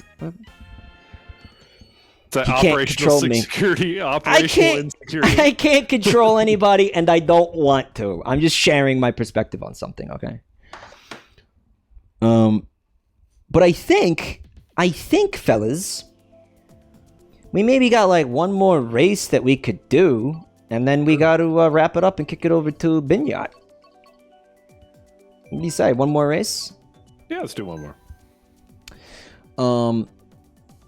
And yeah, I want to just say thank you again to everybody for getting us almost to 36K. I think we rated during this stream. It was something like I want to say it was like 34 when we started, right? So about like 2K. That's awesome. You guys are really cool. Again, this is going to a fantastic cause. Again, if you are on the fence about donating and you need to hear this, it's humanitarian aid. It's not lethal aid. You don't have to worry about, is my money going to a government or is it going to a military or something like that? It isn't. It's going to buy food and medical supplies for people who are, having to move out of the way of the conflict zone in Ukraine. It's again, food, medical supplies, not guns, not bombs, humanitarian aid. You don't have to feel that way. You don't have to feel bad about it. And it's I don't know. Again, it's something that we could all feel good about. Like we're doing something, a small thing, even if you just donate $1 or $2. It's a small thing where you can just again kind of be that change that you want to see in the world. And I think that's the mentality that a lot of us go into this with. That was awesome that happened. They go into it with the mentality of, I mean, for my part, again, and Joel echoed this, it's like we feel like we've been really lucky in a lot of ways in what we've been able to do, like on Twitch, and the fact that we get to do this thing that we love, and it feels like we want to put some of that good karma back into the world and all that. So whatever your motivation might be, your own personal motivation might be for donating, let me say thank you for doing so. And again, in my mind, it's not political because this money is going to benefit non-combatants and civilians. I just want to reiterate that again because there are a number of people really struggling with that idea, and they're dumb. So I'm just gonna put that out there again. I also want to put it out there that yeah, if you didn't, it was my pleasure to introduce some of you tonight to Gearmatic and Great Zot, who I've been racing with here. They're they're on Twitch and all that. They're on Zot's doing his what is it? We were just talking about this, his IRL streams where he does. Why can't metal detecting? Why could I not like form those words in my brain? You are playing a fairly complicated intensive video game. Yeah. Your brain wires and all that. I don't blame you. Brain bed. Brain wrinkles just getting unfolded left and right here. Of course, I am Jabroni Mike. You could find me on YouTube, Twitter, and TikTok, coincidentally. All that stuff, YouTube, whatever. Links are going to be in the chat right there for you. Nice and easy. If you decide to follow me, your vocabulary may change for the word. You may find yourself talking about calm a lot more, but it will make you a better person. It will improve your moral fiber. Allegedly, will make you a better person. Whether or not Gear specifically agrees, we have so many testimonials from people in the chat about the better person. The beneficial effects, how you just improve as a human being when you watch these broadcasts, right? That is my guarantee to you, or your money back. Except don't actually ask for your money back because I'm a piece of shit and I'm not going to give it to you. Okay? I thought that was funny. We actually went through all the races that were scheduled for that tournament, and holy crap. I was only bested by Seaman Guzzler, and how perfect is that? Like, how emblematic is that of the way this entire night went? Perfect timing, too. I was literally just behind Seaman Guzzler. And yeah, the timing was impeccable. Impeccable timing. Because we are going to be, kicking it over to Binyat in just a minute. If you see him live, you let me know, okay? He's live. He's live right now. Yeah. All right, that's beautiful. I'm going to send you guys over there. Again, thank you for watching. Thank you for helping me raise the money, and both two of you, thank you so much for helping me do this this year. This was awesome. You guys are incredible, and chat. So are all of you. So say hi to Vin for me, and I'll see you soon, everybody. And we'll do art soon. I'm sorry about that. All right, good night, guys.